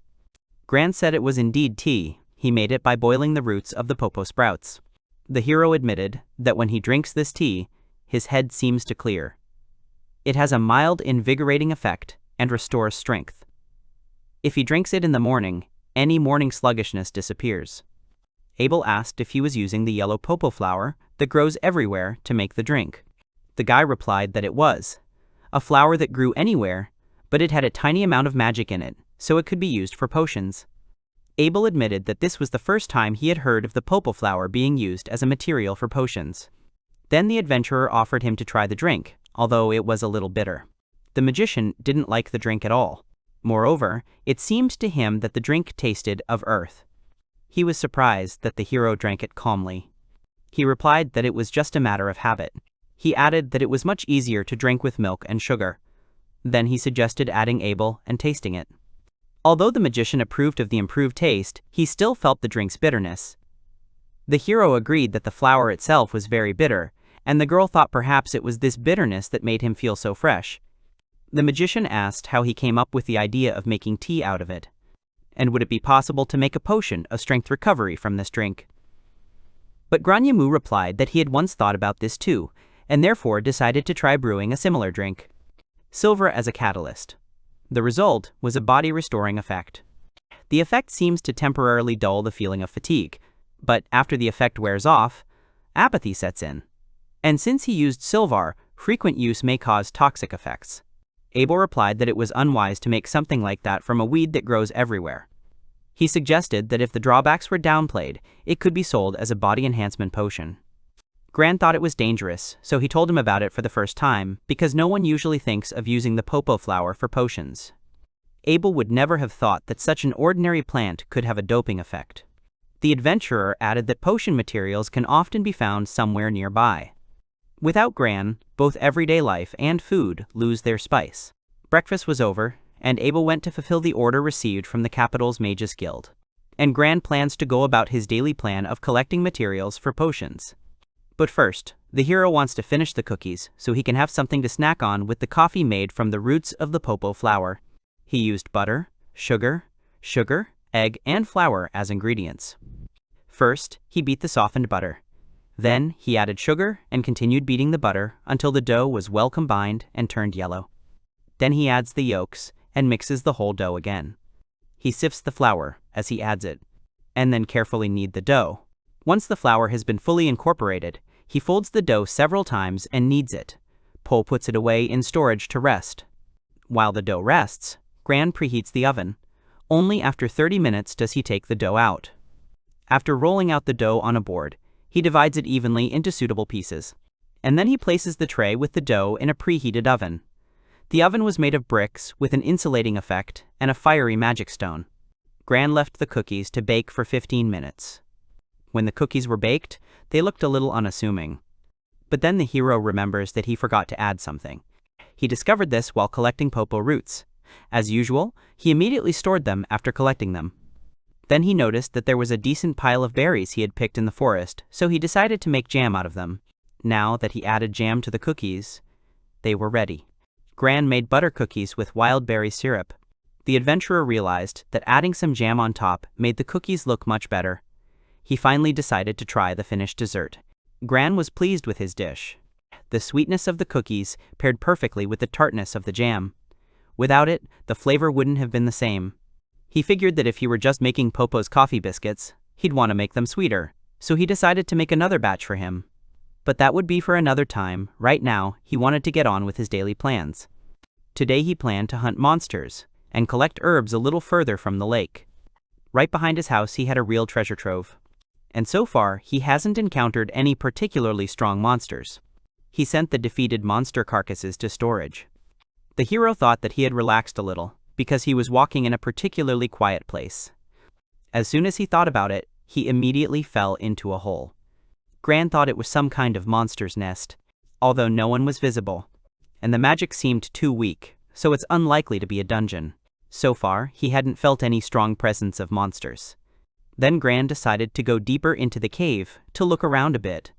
First, he decided to take something out of his backpack. It was his snack. The hero was surprised that the dish didn't even spill. He took his first bite of his sandwich. But at that very moment, he felt eyes on him, though there was no hostility. He told the monsters before him that he had no intention of fighting them or damaging their territory in any way. He simply wanted to dig around the cave and then leave. The small creatures of the cave looked at Gran with interest. The hero's sandwich interested him. The hero realized this and told them that he had nothing but fruits, vegetables, and meat. He offered to trade them for a stone. These were the Moly beastmen. Moly are the name given to animals that live underground. One of these creatures said it wanted to eat something tasty. They are agile and quick, and these people masterfully process the ore mined underground and create magical materials. Then Gran offered the molas some cookies he had baked. One of the animals looked closely at the object in front of him. Afterwards, he took a bite of the cookie. Its taste was so delicious that the animal beamed with happiness. Afterwards, all the moles surrounding the hero moved closer to him, demanding to try. Gran gave all the cookies to his forest friends. He asked them if they would mind if he brought them supplies from the surface from time to time. He offered to trade them for their ore or magical plants. The hero would use whatever he could on their request. The beast gave the adventurer a stone as a reward for the cookie. Yeah, Gran caught him. Using the control console, he looked at what kind of stone it was. The hero said that as payment for the stone, this would be too much. But he got them some pepper and warned them that if they opened it, they would sneeze. The beast was surprised that the adventurer was giving them such an expensive thing as pepper. Gran replied that it was expensive, but if you traveled far away, you could buy it cheaper. While he was there, he'd bought pepper in bulk, so he had quite a bit left over. The hero decided that would be just right. He announced that he needed stones and gems for enchanting, hoping to negotiate regular deals of this kind with them. The animals agreed to this deal. Gran warned that today he accidentally fell into a hole and landed here, so he didn't have anything special with him. But next time he'll bring something different. They made a deal with him and promised to prepare some ore as well. Afterwards, the hero introduced himself as a grand man who lived at the edge of the forest above. The beast introduced himself as Luba Mo. The adventurer extended his hand to him, saying that he would be grateful for his cooperation, and Mo took his hand. Afterwards, the animals escorted the hero outside. Returning to Earth, Gran thought it was time to go back. He looked at the pit again, thinking that if he fell in without strengthening his body, he could die. Suddenly, something touched his clothes. But it turned out to be his forest friend.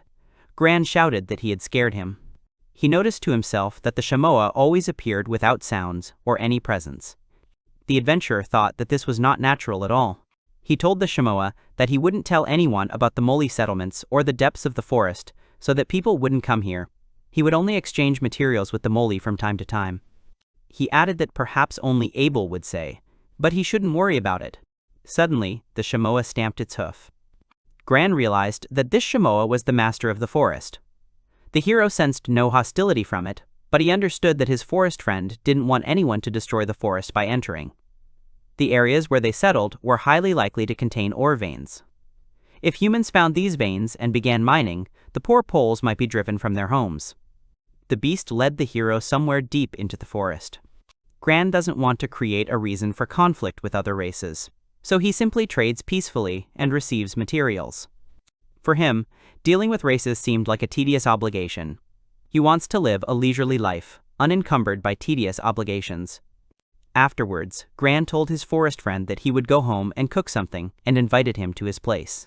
Gran was surprised that Abel was going with him, although he was only going to hand in the potions. The magician genuinely wanted to watch the hero trade, but the adventurer himself didn't want Abel and Alicia to meet. However, with a high-level mage, you can simply teleport. They found themselves in the square in an instant.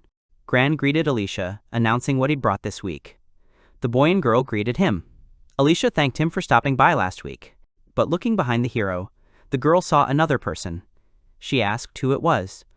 Gran informed him that his roommate had insisted on taking him along. He introduced his fellow adventurer, Abel. He showed the mage himself the Sero shop, which supplies them.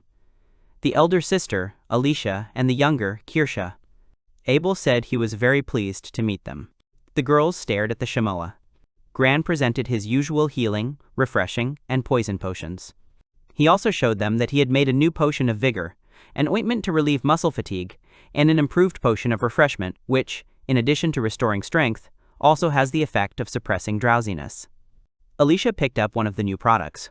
She informed me that Grana-san's potions were popular due to their high effectiveness. Gran mentally noted that he liked Alicia. He said it was a sample potion, so she could take it. The hand ointment was supposed to help with dry, cracked hands and other problems.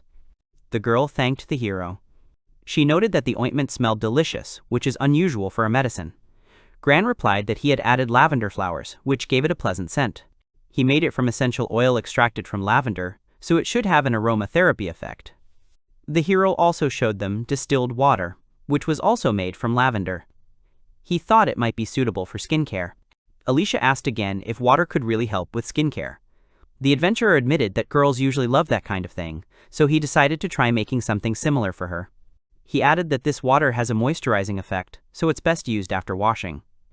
The girl thanked him again and said she'd definitely try it that day. Abel asked what it was, as he'd never heard of it and wanted the hero to share it with him. Gran hadn't expected his partner to be equally concerned about skincare. The magician admitted that if there is something new to try, he wants to try it, so he is interested in this hand ointment. Gran promised to make another ointment for him when they returned home. Abel was distracted for a second by something. Kirsha suddenly remembered what Gran had asked her about earlier. The guy had said it would be very useful. She said that she would now bring something from the warehouse. But the hero decided that it would be difficult for her and offered his help. But the girl replied that thanks to the ring that Gran-san gave her, she could easily lift various loads, and in general, she enjoyed physical activity. Alicia said that while Kirsha was gone, she would give him the money for the potions.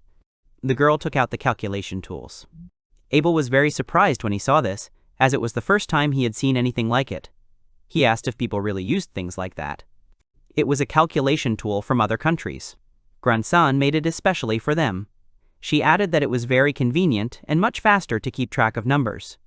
Abel turned to Gran. The hero awkwardly replied that he had seen traders from the East using a similar device and had simply copied it, so it was not his invention at all. Abel asked to make him such a tool and teach him how to use it. But the hero asked why he needed it if he wasn't a merchant. Gran suggested he could count quickly without any equipment. But the magician replied that when he sees something new, he immediately wants it for himself. Besides, if it simplifies calculations, it will also be useful for officials. Kirsha came running with the roll in her hands, apologizing for the wait. Someone called out to Gran. The next day, she was already at the market. Gran sat at a table on which lay enchanted accessories and all sorts of trinkets. Abel informed him that these weren't even accessories anymore, but magical devices. After handing over the potions, the mage, for some reason, still followed the hero around. An adventurer partner asked about a pipe that was constantly leaking water, and only cold water at that. Gran explained that he'd simply attached a water magic stone and cast a thermal insulation effect. Abel then asked about the color-changing hairpin. He thought it was purely spy gear. Gran thought the local fashionistas would appreciate it. He also invented a brooch that makes a woman's figure appear slimmer. Abel doubted that this brooch was necessary and asked why he had come up with it. The hero simply worries about women who want to look better. Abel asked to make him the same brooch, but the guy didn't understand why he needed it at all. The magician explained that if he sold all this to the right client in the capital, he could make a fortune. He could then sell it to jewelry stores for the nobility. Gran thought that his partner looked down on him and therefore did small things for the common people. Abel countered that such accessories, which would appeal to noble women with their problems, would immediately attract the attention of merchants. And before Gran was caught by the merchants, Abel intended to introduce him to a reliable, large guild. And if bargaining was too much for him, the mage would sort everything out himself. He asked if the hero registers his inventions with the trade guild when he creates them, but knowing his roommate, he understands that he puts everything off until later because it is too much trouble. Besides, Gran also makes strange magical devices. Abel concluded that he also needed to be taken to the Magical Instruments Guild. The mage decided to teleport him, so this time they planned to visit the Merchant Guild as well. But Gran clarified that there was no Magical Instruments Guild in Emmen. Abel smiled strangely. After this, Gran understood what his cohabitant meant, and allowed him to teleport him to the capital so that he could register everything as required. The heroes moved to the capital. Abel called out to Gran. It turns out that some clients have come to see them, whom the hero did not notice at first. He greeted them appropriately. One of the girls expressed interest in a color-changing hair clip. He offered to let her try the blonde one, or if she preferred, they could choose another color. She asked if she could try it on. Gran allowed her to try on the magic item without any problem. The girl caught the hairpin in her hair. In an instant, her hair changed color. She asked if the hairpin was really worth 2 large silver coins, and when he answered in the affirmative, she decided it was a bit pricey. Gran explained that when the magic wears off and the color fades, she can simply refill the supply and continue using it. He also asked her if she was happy with the golden color. The girl gave him the coins, to which he ended up giving her a small gift. The hero handed her the skin-smoothing lotion, as he planned to leave it at Passero's shop. He informed her that if she liked the lotion, he would be very grateful. The girl was delighted with the gift and sincerely thanked him. Another girl also wanted a hair clip that changes hair color. Gran asked what hair color she preferred, to which he replied that she would like strawberry blonde.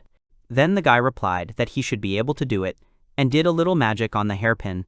Afterwards, he asked her to try on the color. The girl really liked her new look, and asked if she really had to pay 2 large silver coins for that too. Gran replied that this was indeed the case, and also offered her the same gift as he had given to the previous girl. Afterwards, he said goodbye to the customer. A girl nearby was spying on Gran's stall. There were a lot of people at the market in the capital. The hero suddenly asked sharply if Abel was busy.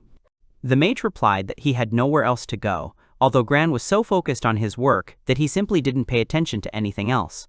Meanwhile, Abel himself was standing behind the counter. The hero replied that he was a great help. If the mage got hungry, he could get food from the refrigerator. His roommate asked if he wanted to eat himself. Gran replied that he had a little bit left to finish. Abel suddenly asked what he had long wanted to know, how the adventurer managed to apply so much enchantment to such a small silver item. Gran replied that he was casting enchantments, as usual. The mage thought he was lying, because if he raised his silver piece, mithril would pop up. He thought that if he cast so many spells on a single piece of mithril of that size, and it still looked normal, the base would simply not hold up. Then Gran remembered he'd mixed gold into the hairpin. And on the back, there was a drop of liquid mistle, allowing for a slightly more complex enchantment than could be cast on ordinary silver. Abel didn't understand what mistle the hero was talking about. Gran wanted to correct his partner, but he was interrupted by a girl who unexpectedly approached the table. She said he was the one. She mumbled because she was too embarrassed to say anything. The girl made up her mind and asked to show her this brooch. Abel pointed out that Gran had no understanding of women's hearts. Moreover, women were afraid to approach a man for the brooch. In that case, Abel simply cast a camouflage spell, so that for everyone except him and the girl, unless they were specifically looking, it wouldn't stick in their memory. The girl thanked the mage. Gran apologized for not paying attention to such details and asked the girl if she would try on the brooch. She immediately agreed. As soon as she put on the magical item, her figure improved. She immediately decided to buy the brooch. The girl sincerely thanked Gran. She said 4 large silver coins with that effect were quite cheap.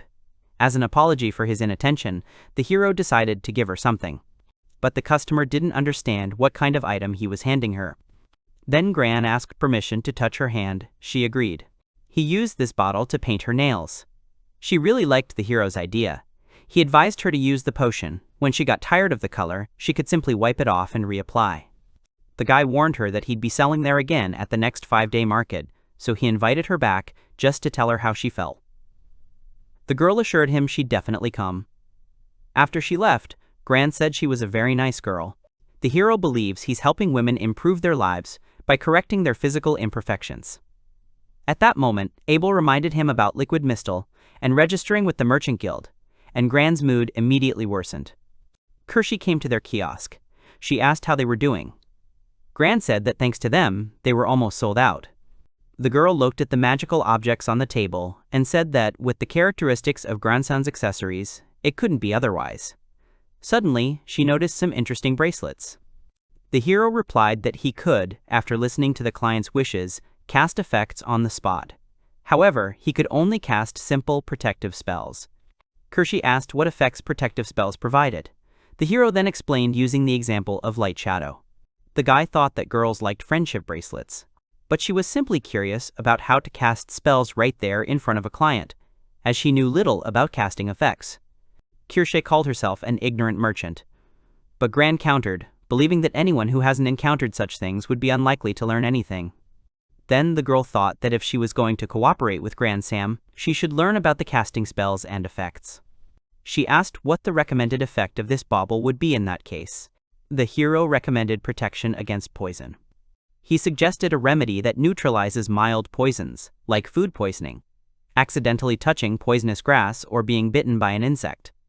Eating something toxic, he thinks that could happen quite often. Kershi asked if it was really worth 1 silver coin. Gran explained that he used regular embroidery thread, with just a touch of aquatic spider silk, so the cost of the materials was low. He also didn't use any magic stones. He warned that the effect would work 2-3 times, then it would wear off, and it would just be a disposable bauble. This is common protective gear that can be made from readily available materials. Kershi suddenly became upset for some reason, and Abel looked at the hero strangely. The girl suddenly screamed that he needed to set a decent price, which would be a sign of appreciation and respect for the creator. She asked what kind of poison this bracelet could protect against. Gran replied that, of the local creatures, it could only withstand the venom of a glass viper or a venomous spider, which would make it suitable for the venom of a scaly-tailed. Kershi continued to shout throughout the market that, indeed, if any of the listed animals were to bite a person, it could be fatal, and this bracelet provided a protective effect. The hero confirmed this. It turns out this equipment will help prevent this from happening in advance, and besides, it's small and only costs 1 silver coin. Gran didn't understand what was happening. The girl tried to convince him that he should raise the price of his product, because it was valuable. Abel confirmed her words. He added that it was good that Gran was dealing with Kirsche-chan. She should continue to criticize him, so that he would finally develop a sense of self-worth. He also advised him to learn to consult with Kirsche-chan the next time he opened a stall. But the guy couldn't just burden her, since she also had her own store. The girl replied that there was no problem with that, since she was coming to the 5-day market anyway. She would be only too happy to see Gran-san's wares. Abel replied that Kirsche-chan would help him. Even if he paid for the services, he would still be in the black. The girl suggested that the starting price be such that anyone could buy it, but that some items had special value. She was inspired to teach Gran-san how to be a good merchant. Although Gran doesn't want to be a merchant, he prefers to be a craftsman. Kirsche thanked the guy for the day and asked the magician how he'd found the 5-day market. He admitted he'd been standing behind the counter the entire time while Gran was weaving friendship bracelets. Next time, he planned to take his time exploring. Afterwards, the heroes went home. But they heard strange sounds nearby, deciding that there was a monster inside. The door to the house opened and a man ran out, screaming in terror. Gran tried to find out what had happened. A tortoise had settled in a place not far from the city, on the road leading here, and seemed to be blocking the way. Rick, tortoise. A turtle-like monster over 10 meters long. It inhabits rocky wastelands and volcanoes. It has high magic resistance. Its base strength is rated at A+, but depending on the type of minerals it contains, individuals range from B to S. Incidentally, its skin is tough, but the texture of its meat is similar to chicken, its flavor is delicate, and it's quite edible. Abel said the monster looked serious. Gran replied that it was definitely about 10 meters away. Judging from what was visible from here, it was dark. The hero wanted to approach it using stealth, within shooting range. The hero took the weapon from Clayroad and upgraded it. The next day, at the Adventurers Guild, word is that among the registered adventurers, not a single one could handle a rank A+ monster. People have offered D and C rank adventurers to join the hunting party as an urgent task. With such a rank, defeating an A+ monster is impossible. A reconnaissance party must be sent first. But this will take a long time, and the closure of the Eastern Highway will be prolonged. Logistics from the capital will be disrupted, and the city will begin to suffer a supply shortage. But even sending a hunting party is no guarantee of success, and casualties are possible. The idea of forming a joint force of soldiers and adventurers was also floated. Gran asked the girl for a minute. The hero said that if they were going to issue a request to investigate that monster, he could fulfill it. The girl remembered him. He'd come the other day to process his B-rank transfer. Gran said he had experience hunting Rick. Torts, though only the small iron-rich ones. He also had a friend who belonged to the Capitals Guild, an A-ranker. He has advanced identification. Like what? Maybe he can identify the minerals that make up Rick. Torts. Abel introduced himself. A and B rank heroes in front of her. The soldiers immediately offered to form a squad with them, as they would increase their chances of victory. Abel replied that the monster's strength varied too widely among its members, so he refused without reconnaissance. But then, with the highway blocked, they were asked to participate as an urgent matter. Gran said his friend was from the Capitals Guild, so he had no authority there. The hero asked the mage if they would undertake reconnaissance. Abel replied that sheer numbers wouldn't necessarily ensure victory, but they could try, assuming there were enough people whose attacks could penetrate the monster. The soldier said that there are not that many masters capable of injuring a monster, so they turned to the guild. Gran replied that no matter how many people they had who were capable of injuring him, it would still not be easy to defeat him. The girl asked if a reconnaissance mission would be acceptable. Gran replied that they would get as close as possible and collect information about the specimen. The girl replied that in any case, they needed to worry about their own safety. The reward, since this is an A-rank monster reconnaissance order, will be equivalent to the reward for a B-rank monster extermination order. Kirsche asked if Grandson was strong in negotiations. Since she wasn't particularly strong in the affairs of the Adventurers Guild, Soldier's Almona was going to go hunting with the guild. And, in the end, Grandson and Abel would go on reconnaissance. She asked what would happen if they engaged in battle during the reconnaissance and defeated the monster. Gran replied that in this case the order would be reclassified, and then the materials from the defeated monster would either be divided among themselves, or the guild would buy them and distribute them themselves.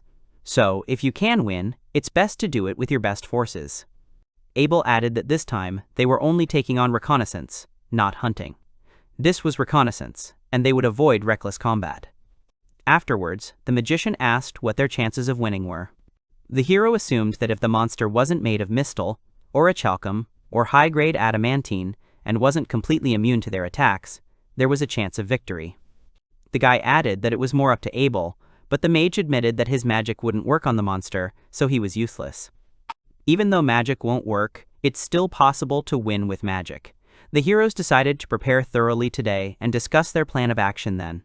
The heroes found themselves in the mountains. Gran examined the enemy. There were green and bluish patches, and there were gray ones, eurobite or low-grade adamantine. And the greenish spots were probably jade spar. Abel said that his upraise was apparently unnecessary. Gran simply listed what came to mind, which meant the monster was ranked A+. That meant they'd already done their reconnaissance and an upgrade, so they were ready to proceed. The last time, the hero killed Rick. Tortoise, he pierced its head with an arrow before it noticed. It was a small, weak specimen with a high iron content. Gran thinks it will launch a single, wide-angle attack, a moment of confidence and tenacity. This monster can't be dealt with in one shot, but if Gran depletes his HP and draws aggro, Abel can finish him off with magic. The hero was ready to carry out the plan. The adventurer cast as many enhancing enchantments on the bow as he could. He also added power enhancement and illusion effects to the arrowheads. He thinks it's a good result for gear he'd just hastily crafted yesterday. The hero pointed his bow towards the monster. He increased his body strength to full and aimed at Rick. Tortoise's eye. He immediately released the arrow. His blow hit the target. Due to the illusion effect, the monster's vision should not return immediately. After Gran drank the body enhancement potion, if the monster counterattacks, it will unleash a wide-angle elemental attack. It defends against earthquake attacks by channeling mana through its levitating boots. The hero found himself next to the monster. The effect of the body enhancement potion he just drank lasts for about 5 minutes. He wants to finish it in that time and pass the baton to Abel. His task is to immobilize him, preventing the monster from detecting Abel's presence. At first he couldn't get anywhere. Gran tried to lift the monster. At first, the hero was reluctant to use one remedy because it had a strong remedy, but it seemed he had no choice. This body-enhancing potion is made from Greenwake's blood. Or rather, it's almost pure blood. He drank that potion. Greenwake's blood immediately affected the hero's body. He tried to lift the monster again. He succeeded. Then the hero scattered flasks of potion under the enemy, and immediately Gran ran away, so that the explosion would not touch him. But even after that, he didn't turn over properly. Now he's immobilized for a while. Now it was up to Abel to act. After drinking the potion, Gran felt dizzy. The mage said there would only be one wide-angle attack at the beginning, but Gran did too. The hero replied that it was just a mistake. Abel confidently said that he would handle everything on his own from now on. The magician set to work. Gran thought that, from the outside, his partner looked like a demon lord. The magician directed all his power to destroy the enemy. Rick, Tortoise is strong against physical attacks and highly resistant to magic. But even such a monster remains a living being. And there's one thing every living creature needs to survive: air. Abel used spatial magic to isolate the space around the monster from its surroundings and draw all the air out. Gran thought it was good to have an A-rank friend. People suddenly saw the monster disappear, and they couldn't understand what had happened. Gran reported that he had gotten too close to the monster to examine the materials, and it began to act up. The A-rank adventurer Abel somehow defeated him, and everything was all right. Rick. Tortoise's carcasses were also stored away with spatial magic. The soldiers were surprised they had a storage facility of such size. Abel confirmed everything the hero had said. The soldiers thought that magic had a bad effect on this monster, but Abel replied that bad did not mean that it did not work at all. They asked him if he was really the White Knight Mage from the Capital Guild. The magician thought that he was looking at someone he knew, but the girl in front of him said that familiar wasn't quite the right word. Iona added that this is a very famous great magician in the vicinity of the capital. She also recognized the man next to him, calling him the tamer of the flame beasts, Mr. Gran. The hero said he was indeed Gran, but he wasn't a tamer, he just dealt physical damage. The girl was delighted it was him. From the tough adventurers of the Capital's Guild to the staff of the City Guard Guild, rumors circulated that they had been feeding them one by one, like a trainer taming wild animals. The soldiers learned that they were famous adventurers. The girl replied that they were very famous adventurers in the capital and even had a fan club. She had heard that they both held the title of Dragon Slayers. Abel confirmed that all of this was true. The top-tier guild card records the magic of S-rank adventurers and above. The soldier said he understood everything. So they had dealt with the monster's threat, the mage said so. Then the soldiers should report this to the lord. The girl begged the heroes to shake her hand as a souvenir. Abel thanked her for helping resolve the matter calmly. She said she'd tell everyone in the fan club and write about it in the club magazine. Gran was surprised that the matter even reached the magazine. The adventurers came to Alicia and Kirsha's house. Gran asked Abel to hand over the monster meat he'd found. He asked for the skin and shell later, as it would take a long time to cook the meat. Afterwards, they returned to Emin, reported to the guild, and butchered the carcass. By handing over some of the excess materials to the guild, they avoided questions about their reckless behavior. Passero's shop reported to Kirsha and Alicia and invited them to dinner. Someday he would treat them to dishes made from that very monster. He separated the required amount of meat from the huge carcass. He used horseradish, meat, herbs, mushrooms, and vegetables as ingredients. The idea to try Rick. Tortoise first came to him from the memory of a past life. The impetus was the fact that it looked like soft-bodied turtles. This animal's liver has a very strong stimulating effect. He remembered that soft-shelled turtles have a similar effect, so he checked the meat with an appraise and saw the label, fit for consumption. Then, there was nothing left to do but cook it. This way, you get more materials from one ink. You can use them sparingly. If it's just for one hero, it'll probably last a lifetime. When the broth is ready, he adds more sake to remove the smell and adds the meat and liver. Gran skims off the foam and cooks thoroughly, then seasons everything with soy sauce. Vegetables are cut separately and added right before eating. Next, he prepares the oil. He'll deep fry it. He'll salt half the meat and marinate the other half in soy sauce. At this time, his oil is heating up. Gran dips each individual piece into the deep fryer. The smell of fried food whets his appetite. The meat looked great after deep frying. The hero thought he'd done a great job. He decided to do as they'd agreed. He took one piece of meat with chopsticks. Taking a bite, he savored the flavor. He thought it was blander than he expected and similar to chicken. But the texture was firmer than chicken, and the firm flesh exuded umami. Much tastier than the one he'd eaten a long time ago in a dungeon. Maybe because he'd cooked it better this time. And this monster was much higher ranked. And, of course, he thought the hot grilled chicken was delicious. He even liked some better. He plans to compare the monster meat not only by rank, but also by serving temperature. Now the hero wanted to use the monster's skin. The edge of the shell, its gelatinous part, is called empera and can also be eaten. He cuts the empera cut from the shell into strips. He also cuts the enoki mushrooms into bite-sized pieces. Empera is all collagen and is great for improving skin. He thinks Alicia will like it. He lightly blanched the sliced emperu and enoki in boiling water. When they're done, he transfers them to other colanders and lets them drain thoroughly. Transfer to a bowl, add thinly sliced cucumber, a little salt and sugar, mix well. Pour in vinegar. And puts it away in storage to marinate so that everything is infused with flavor. Another dish is ready, although this one is more for those who like to drink. In his past life, this was his usual dish, sashimi. He simply cuts the meat and liver into medium-thick slices. He also scalds the milk in boiling water, cools it in cold water, and adds it to the meat. Then he places everything on suitable leaves and serves. The dish is ready. Gran shouted to Abel that everything was almost ready. 2 guests came out of 2 doors at once for dinner. Gran said he was glad to see his forest friend. Abel thought the animal was simply meditating. They set the table. Abel said it was amazing, and it was all made with the meat of that monster.